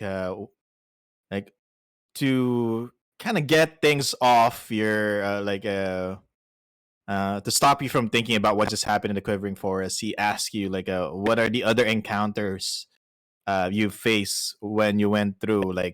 You survived. Did you encounter like a deer head abomination or things like that? Or what are the things like he asked you for stories, things that you faced while you were in the quivering forest aside from the Oni? Siegfried lies down. I'm motioning like, you take it, guys. I claim this spot. This is my spot. You can see Cerant's already sleeping at the moment. Okay. I talked to Ragvala and I Mm. said, well, for some reason there were a lot of traps. Mm. Really? Like who would put traps there, right? Well, I know there's like a village there of small people, like purple folks. I think they're called Zorts. Yeah, Oh, I and they're never met very. them. We didn't meet any of them. Oh, that's good because they're tricky little fellows, and they'll probably lure you into more traps and then steal your thing. So that's good. That's good. Oh, um, so those people. Well, we did not encounter them, but we encountered a different kind of small people. The ones with they're really angry and they have mad metal boots. Like what the fuck? They just there was this one of those creatures. They kicked me, like they kicked my soul out of my body, like whoa. And then Ven starts explaining like in this in this weird mixture of anger and amusement. And then there's this one time that we were we were trying to survive, and then we saw a man. Well, not really a man, he was more of a pain, but he was terrible, like terrible. He starts telling stories, and then he makes like what stories are these? And then Ven just goes on and on complaining and telling these All messed up right. stories. While you're telling these stories, Ragvala tries to comfort you. Like there, it's all right. It's amazing that you've encountered those things and still survived. Telling you about the red caps. And you can see that the worry in his eyes. That you should have run when you saw them, but the fact that you faced them and defeated them, you could see like if you have like a grandpa like who's just really proud of you for achieving that. Like wow, like that's a big achievement for not just killing one but two red caps. Eh, DM, yep, can Lena like kind of approach Siegfried? sure, of course. Uh, she peeks at him. Are you awake? He has his eyes closed and he absorbs the wind while Ragvala is flying through the clouds. Is your arms like outstretched or is it Yeah, closed? it is outstretched. And the weird thing is, you see his right hand is covered by a Wait, it's covered by a what? mist. It's mist covered, as if Oh. it was from a Japanese. Oh my god. But So he is melancholic in disposition. Okay, so when Siegfried doesn't answer, Leena actually just like scoots by him. She tucks herself by his chest. Because she's very small. She just like nuzzles in there and she goes, You know, I know I said I hated you the first time we met, but I know you had a hard time making this choice today. Are you okay? What would Siegfried do? He would take a deep breath and still not opening his eyes, he just nods. He nods and accepts what had happened. Um, because he'd been through that rejection a lot of times. Mhm. But with the combined feeling of uh rushing with against his skin and his hair is probably flying around, but he finds comfort in Lena's reaching out. okay, so after he just nods, Leena just like tucks herself in even more and closes her eyes, getting ready to sleep and Mm. maybe take a nap. And Yeah. she says, You know, Siegfried? You're not Oh, so bad after all. And we Okay. both fall asleep. As you're trying to fall asleep, Ragvala notices that some of you are wounded, and all of you are exhausted. Um, he looks at Ven, since you're the one talking to Ragvala. I'm Do you still keep going on and on with the stories. And then there's this one time that we were I can see. I can see why someone would be exhausted. And you're still telling me more stories. He coughs up some scrolls. He casts heal on you, Cerant.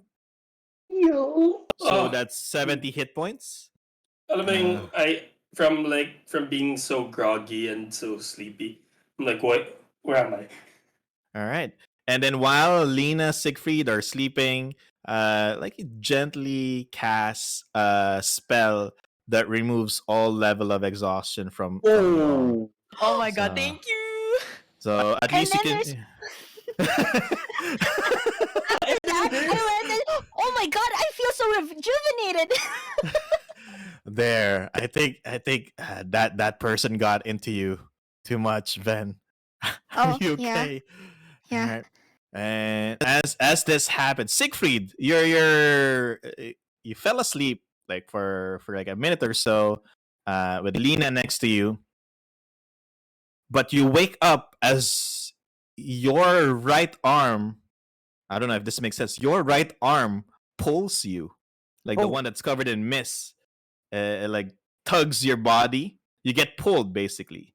And when you open your eyes, and then Cerant, if you're still awake, you also see this in front of Ragvala. Thick mist starts to form in front of Ragvala in the middle of the sky.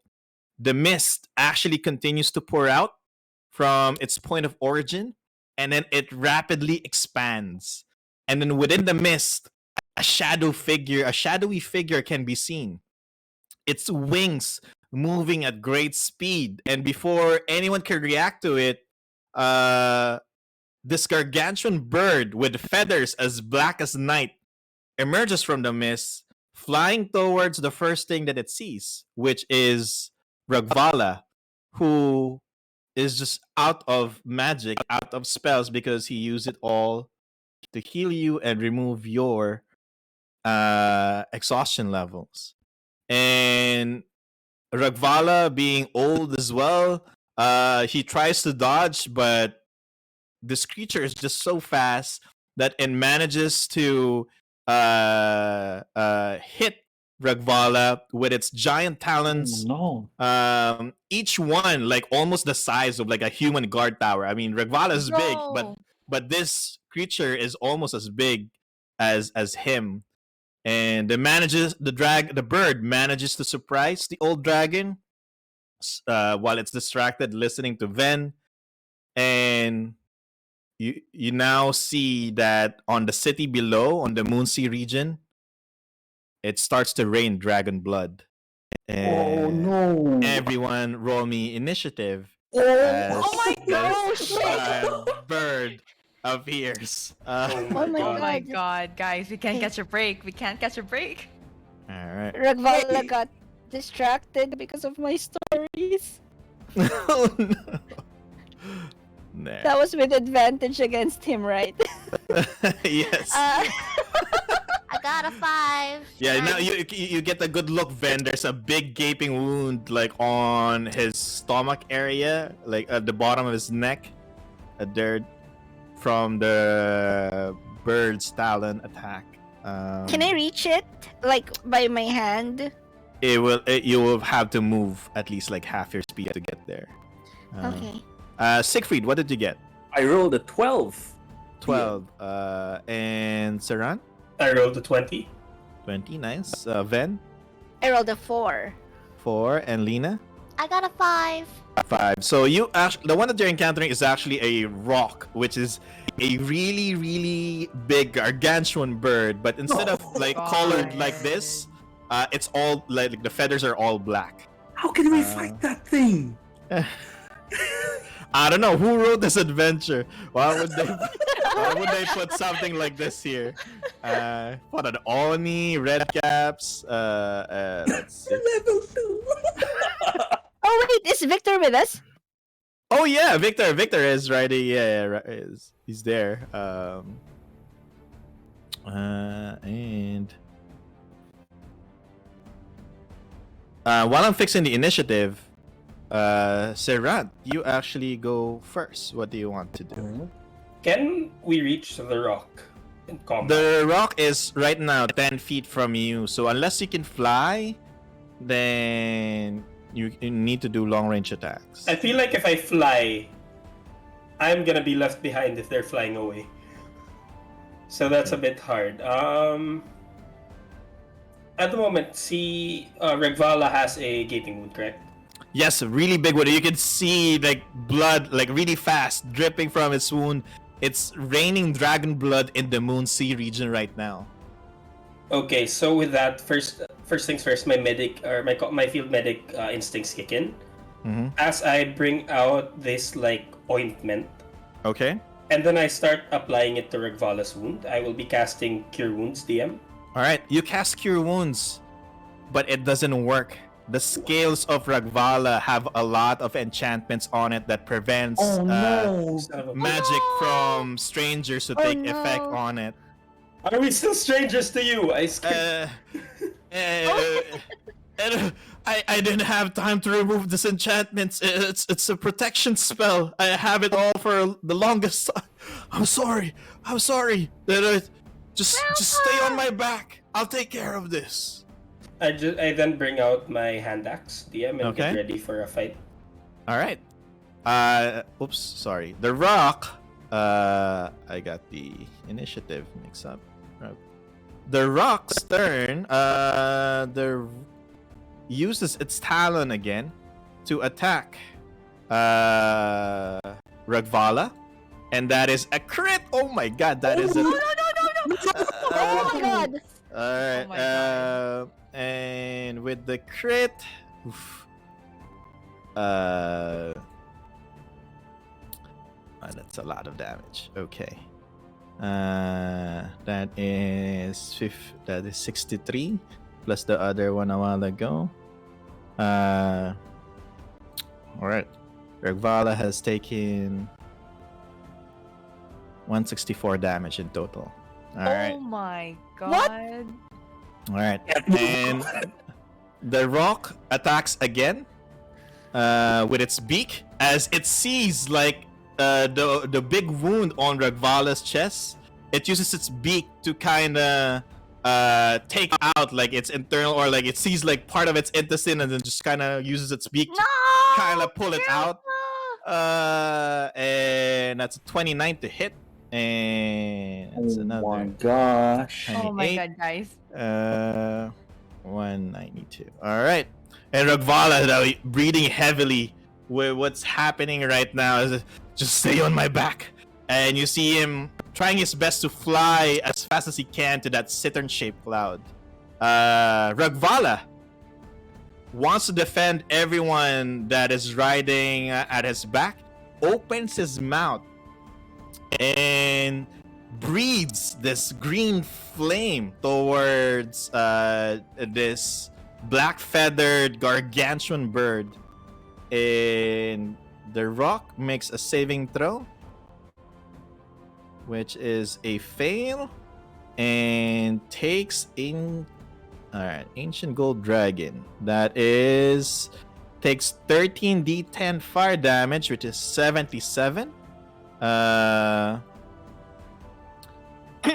The bird gets engulfed in green flame as Ragvala releases it from its mouth, but then the rock is still alive. It screeches. Oh my god. And at some point, you all get reminded of like that Archfey from the Feywild. They're like, is this another one of those, or what is this? What's happening?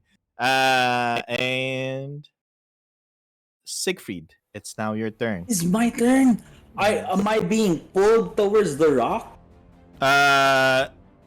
You are being pulled towards the portal where the rock came out. Yes. Alright, I want to secure myself first. So I firmly attach myself or hold on to the scales of Ragvala as best as I could. And I survey the area on where Ven and are. Seeing that they can handle themselves, I will bring my bow and shoot at the rock. Okay, do it. Does it see me by any chance? And it's focusing, like, it looks like the rock is startled and it's just attacking what it first saw, which is, again, the biggest creature there is Ragvala. I will bonus action hide. Okay. I rolled a 17. You oh wait a second. A 17. Oh no. The rock.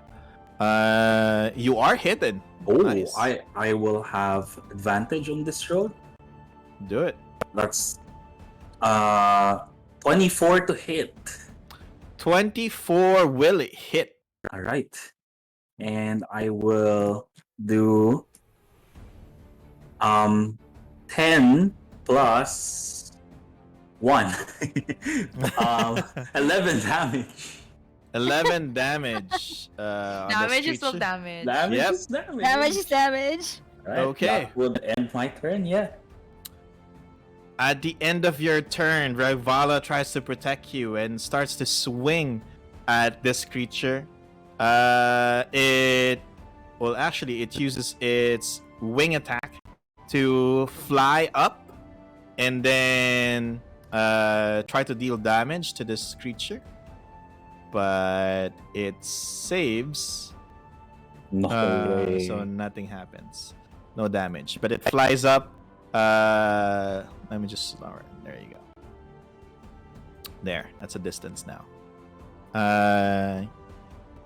And Leena, it's now your turn. What do you want to do? Leena jolts awake with what's going on, and she sees what's going on with Grandpa, as she likes to call him, and she kind of just tells the party that let's just try to cover Ragvala. And she tries to keep her. She holds on to Ragvala because I'm guessing he's flying very fast. But she reaches out and points her hand towards the rock, and she's going to cast Chill Touch. Okay. Roll to hit. You're no longer exhausted, so. Please. That is a 19 to hit. A 19 will Nice. hit this rock, but it is very strong. It's a big bag of hit points, so go. Damage is damage.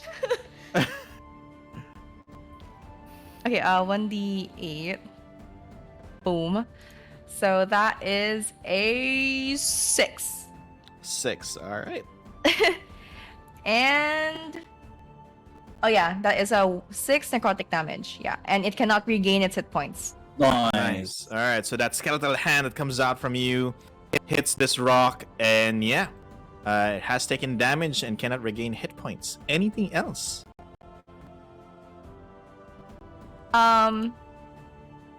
I think. Hold on, do I have a bonus action? I'm so sorry, I forgot to check if It's it's a okay. bonus.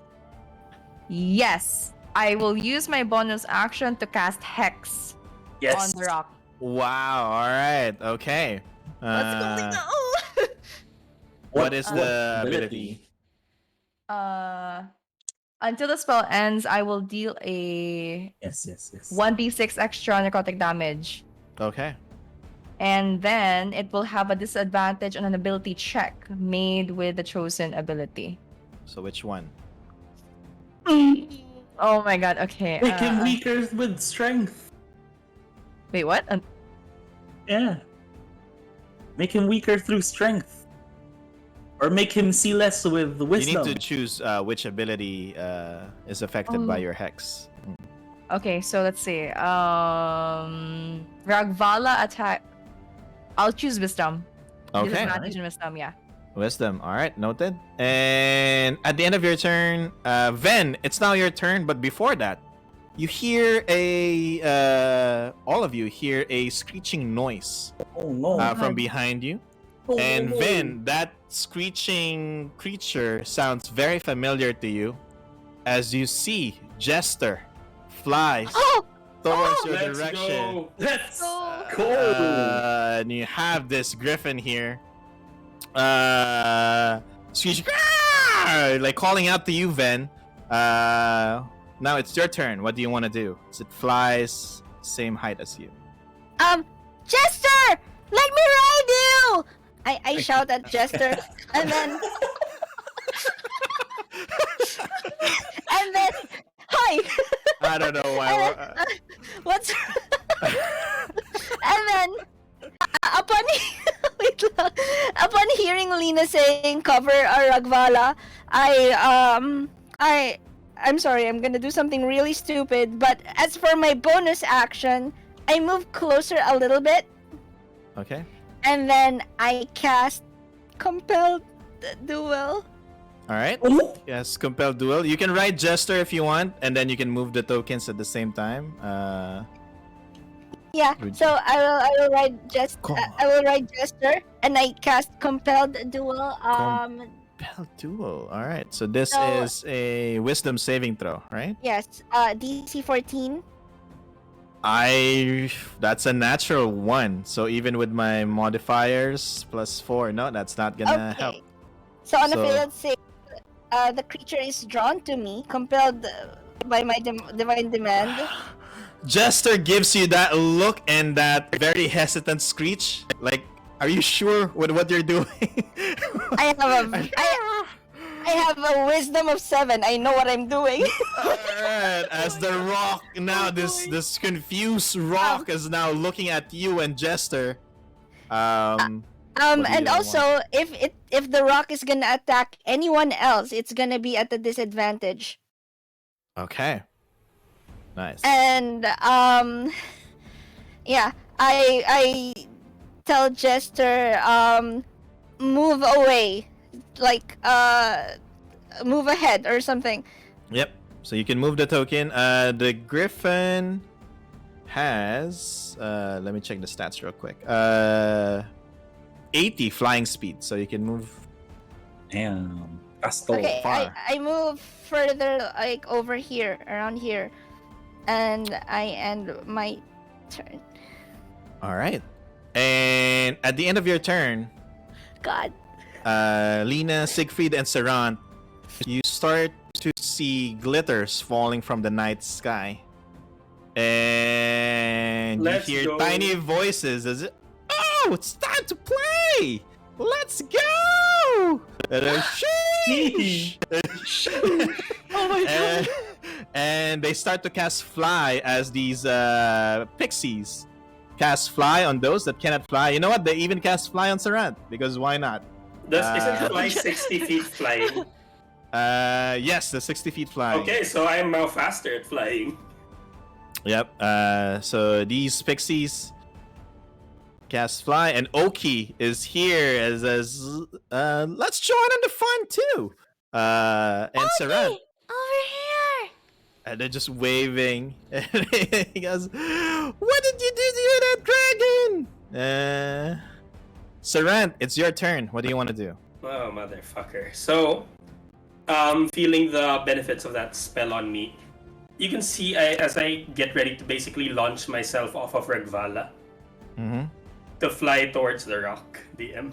Okay. Wow. All right. Let's go. Is there a way to measure while moving, just to make sure? Not while moving. Okay, let me just quickly...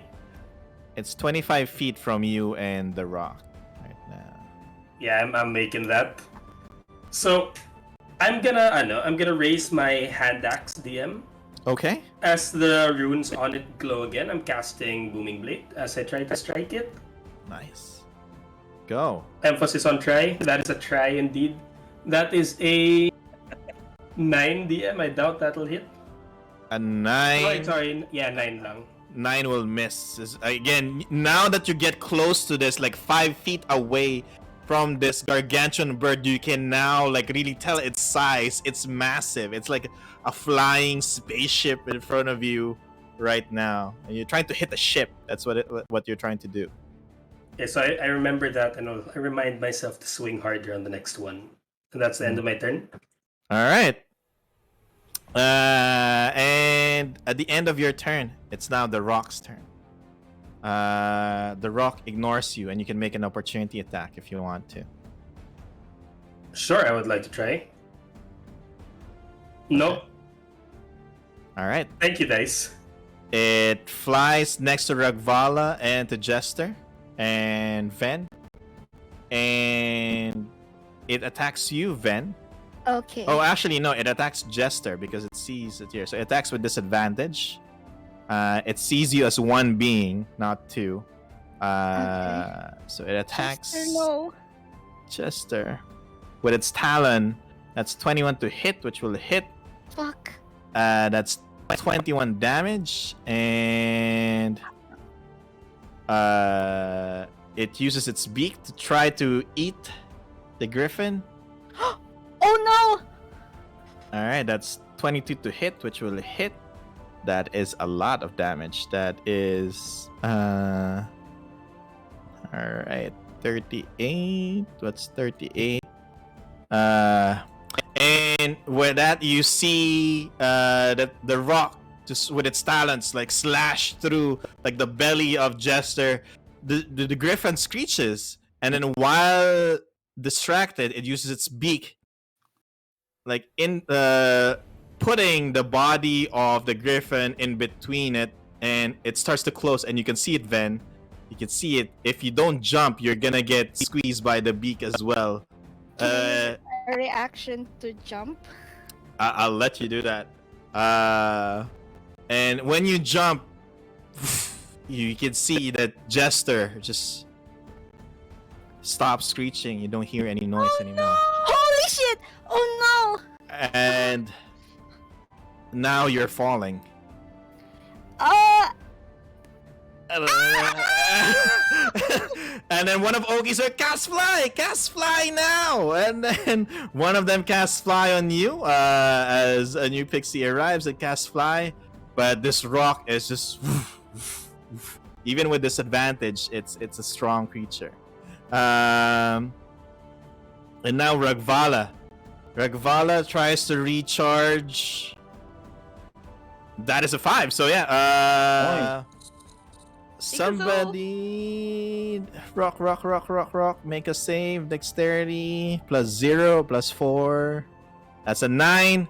Somebody roll me. I'll let you, Ven, roll me. Oh my god. Revenge. Oh my God. Roll me 13 D10 for the fire damage. D10. Okay, I'm Yes. gonna use Albert Rodeo.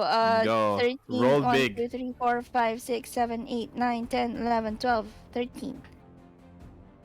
63.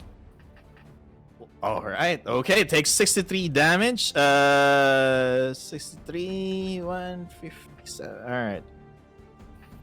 This creature is hurt, but it can still fight. Jester is no more. As you can see, it's like corpse starts falling to the Oh, Moon Sea no. region. And Ragvala just we could do this. I can do this. No need to fight. Please, just protect yourselves. This thing's too strong. Siegfried, what do you want to do? You can leave Ragvala and let it distract this creature, or you can stay here and fight. What do you want to do? Definitely not. Definitely not, Ragvala. You are putting your life at the line, and so shall we. Seeing that there will be pixies around, I look at Lee. She's safe, so I let her be. I look at the pixies and I say, "Oi, can you cast me? Can you cast fly on me too?" You already have fly. All right, then I go to the edge of Ragvala and start flying to. Okay. I first do a spin and try to hide behind their gaze. So I use my bonus action to hide. Okay. That would be they have disadvantage on their perception check. I have 11. Okay. It rolled a 10. Alright, What's so I have going on with my advantage. rolls? Okay, alright. And Okay. you see him, his sword becomes enveloped with the same mist that surrounds his hand, and he strikes against the talons. Well, if I am close to the face, then might as well poke at the. Alright, I go. do that. That is a 17 or a 17 to hit. 17 will let me double check. 17 will hit. Yes. All right. That is a 12 plus 3, 15 damage. 15 damage. Nice. 15 And- damage.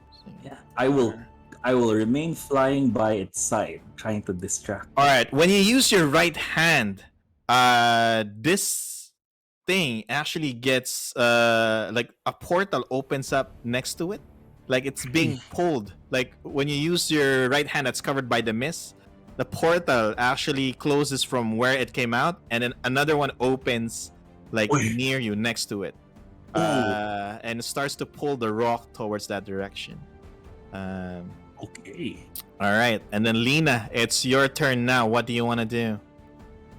I see everybody fighting, and we're determined to protect Ragvala.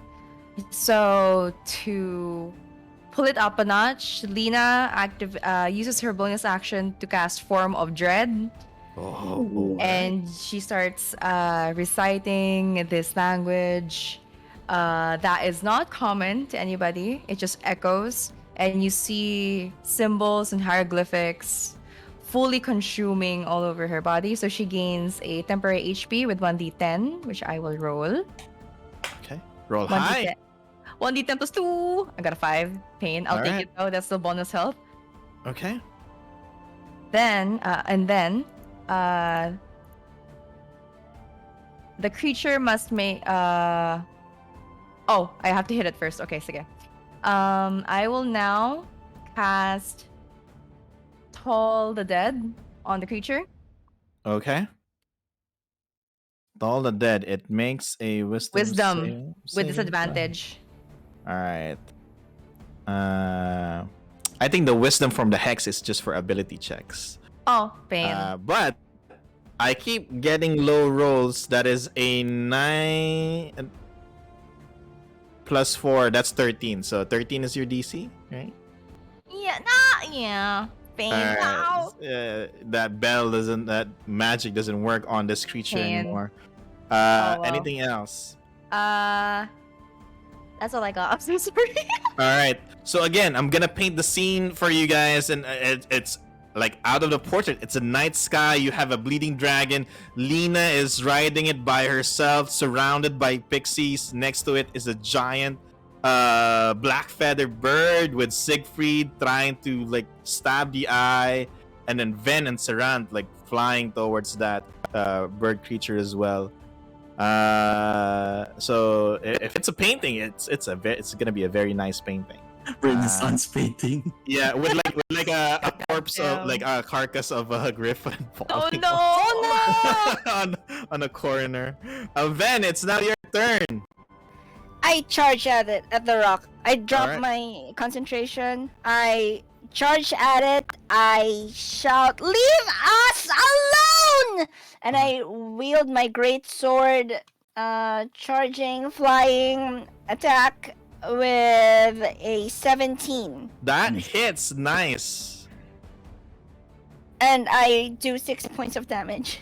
All right. Nice. Damage is damage, y'all. 6 points of damage, but that's above 175. Ven, what are you doing? How are you ending this creature? Ooh. As I fly towards with the great sword just being tugged by the velocity, I spin. I turn around as I shout, "Leave us alone for Jester!" And I do a very big spinning attack, trying to cleave through its Oh. belly. All right, and you With my great manage to Nice. wound this gargantuan bird, and you would think that this bird would survive that attack, but then the portal that Siegfried summoned sucks this rock back into the where it came from, back to the plane. This rock first arrived to, and with that, initiative is over, and you have defeated the rock. Oh my god, guys. The mist disappears, and then Oki yells out, "Quick! Quick! The dragon! The dragon needs healing!" I'm and tapped out. Ragvala goes, take me to this. Follow me to the Saturn-shaped cloud," and it flies. You can see Ragvala like falling and then flying for half a second, then spreading its wings again, and then until you reach the Saturn-shaped cloud. And from here, when you arrive, together with the pixies, like they can't really do much. They can't lift the dragon, but like they're touching like one of Ragvala's scales or frills, and then they look like they're trying to lift Ragvala, but which is at least they're trying to help.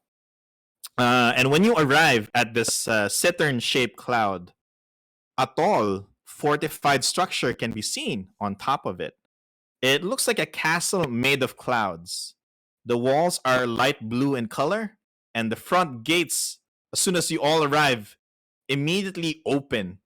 And from within, a large creature comes out. You see the top half of this large creature looks humanoid, but the bottom part of it is only like black smoke instead of legs. The creature actually has like red eyes, short trimmed white beard, and he wears like a black turban decorated with jewels and golden trinkets. And with a booming voice, he goes, "Come inside, quick." Do you follow? Yes, sir. As you Yes. see this genie-like creature asking you to go in. And when you go in towards the where the creature is at, into the castle, Ragvala just drops to the ground, breathing heavily, and he looks at all of you as "We did it. We killed that creature," and he coughs, and you see like blood and fire coming out from his mouth. What do you all do?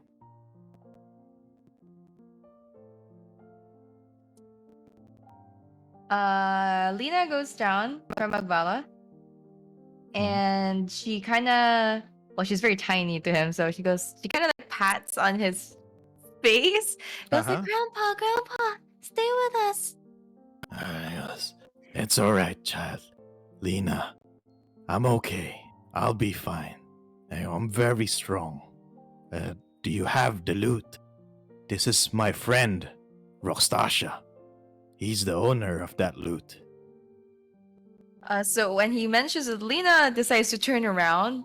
And how big? Oh, wait, he's really big, right? He's probably like 10, 11 feet tall, like floating creatures. He you can almost say like the Air Genasi people have like a great affinity with this genie.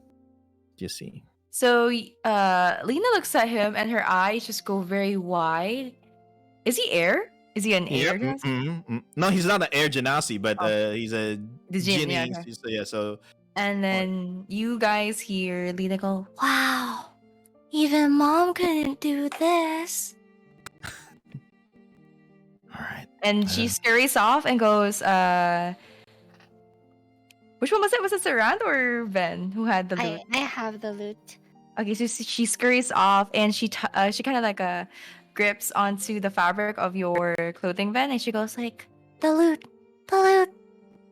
Okay, Yeah, and Victor, who was actually also here, lands and says, "Yes, just give the loot." And he's Rockstasha. He's one of the original members of the Five Leaf Clover. And just look at the back of his right hand. And when you look at the back of Rockstasha's right hand, you can see that there's a black 5-leaf clover tattoo there. I jump down and holding the loot, I tell Rockstasha, Ragvala really wanted to give this to you. Ragvala, we're here. Don't.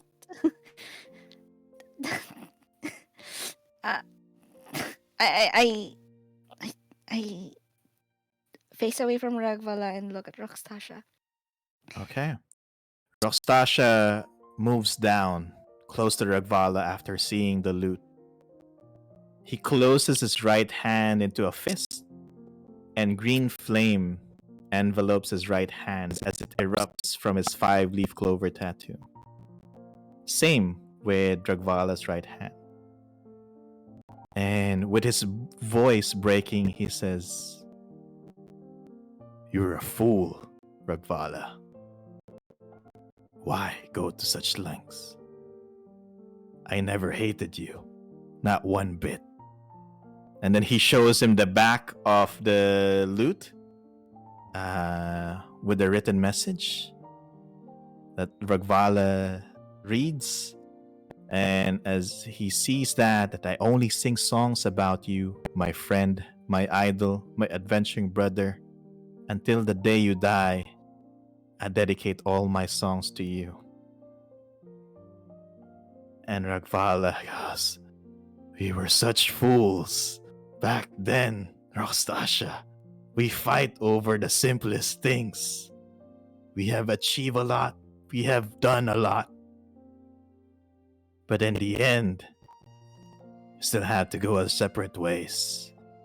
I'm sorry for being stubborn. I'm sorry for getting annoyed with your songs. I'm sorry for being the cause of our group to separate." And Rockstasha, just like with a serious look on his face, his red eyes, just you can see all the seriousness there. He looks at Ragvala and says, "You are forgiven, my friend." And the dragon can barely keep his eyes open as it lies on the ground, blood slowly escaping him from his wounds and crawling outward on the floor. He looks at everyone. Then he looks at you, Leena, and smiles. "Thank you." And with that final whisper, the dragon, this ancient gold dragon, stops resisting. He closes his eyes, takes his last breath, and his mouth forms a smile. The green flame around his right talon slowly vanishes, revealing the black mark of a 5-leaf clover. And the life of the dragon has faded Ragvala is no more. And Leena kind of approaches and realizes what was going on, and she kind of kneels and goes like, Wait, Grandpa? Grandpa? when you say that, you start to see all the things that you borrowed, all the gilded stuff, all the equipment that you got from the common room where you first saw him, glows in the bright light and all starts to disappear. As if returning back to his common room. And Roxtasha looks at you. His friend has now finally reached its final death. And with that, we have completed a dragon's breath. And that is where we will end our session, everyone. "Oh, Oh, Peko!"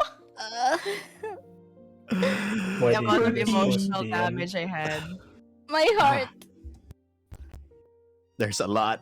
There's a lot that happened in this session. Alright. Oh my god. Uh, You know what, Siegfried? I'm glad I said sorry in some shape or form. and yeah, you met Ragvala as one of the original members of the Five Leaf Clover. Fortunately, he's no more, but then a new ally is here, Roxtasha. And what will happen next now that Ragvala is gone? That means there needs to be a funeral, right? And that's what we're gonna tackle next session. Oh no. We'll see. Are there other members of the Five Leaf Clover? Are they still here? We'll see next Saturday at 9:30 a.m. Philippine time or 9:30 p.m. Eastern time. Again, I'm your Dungeon Master, Paul Gabat, or DMPaulG, Twitter, Facebook. This is the Misadventures with the Greasy Snitches. You can find us in Discord. All our links are down below. And our players, Cerant, let's start with you. Where can they find you?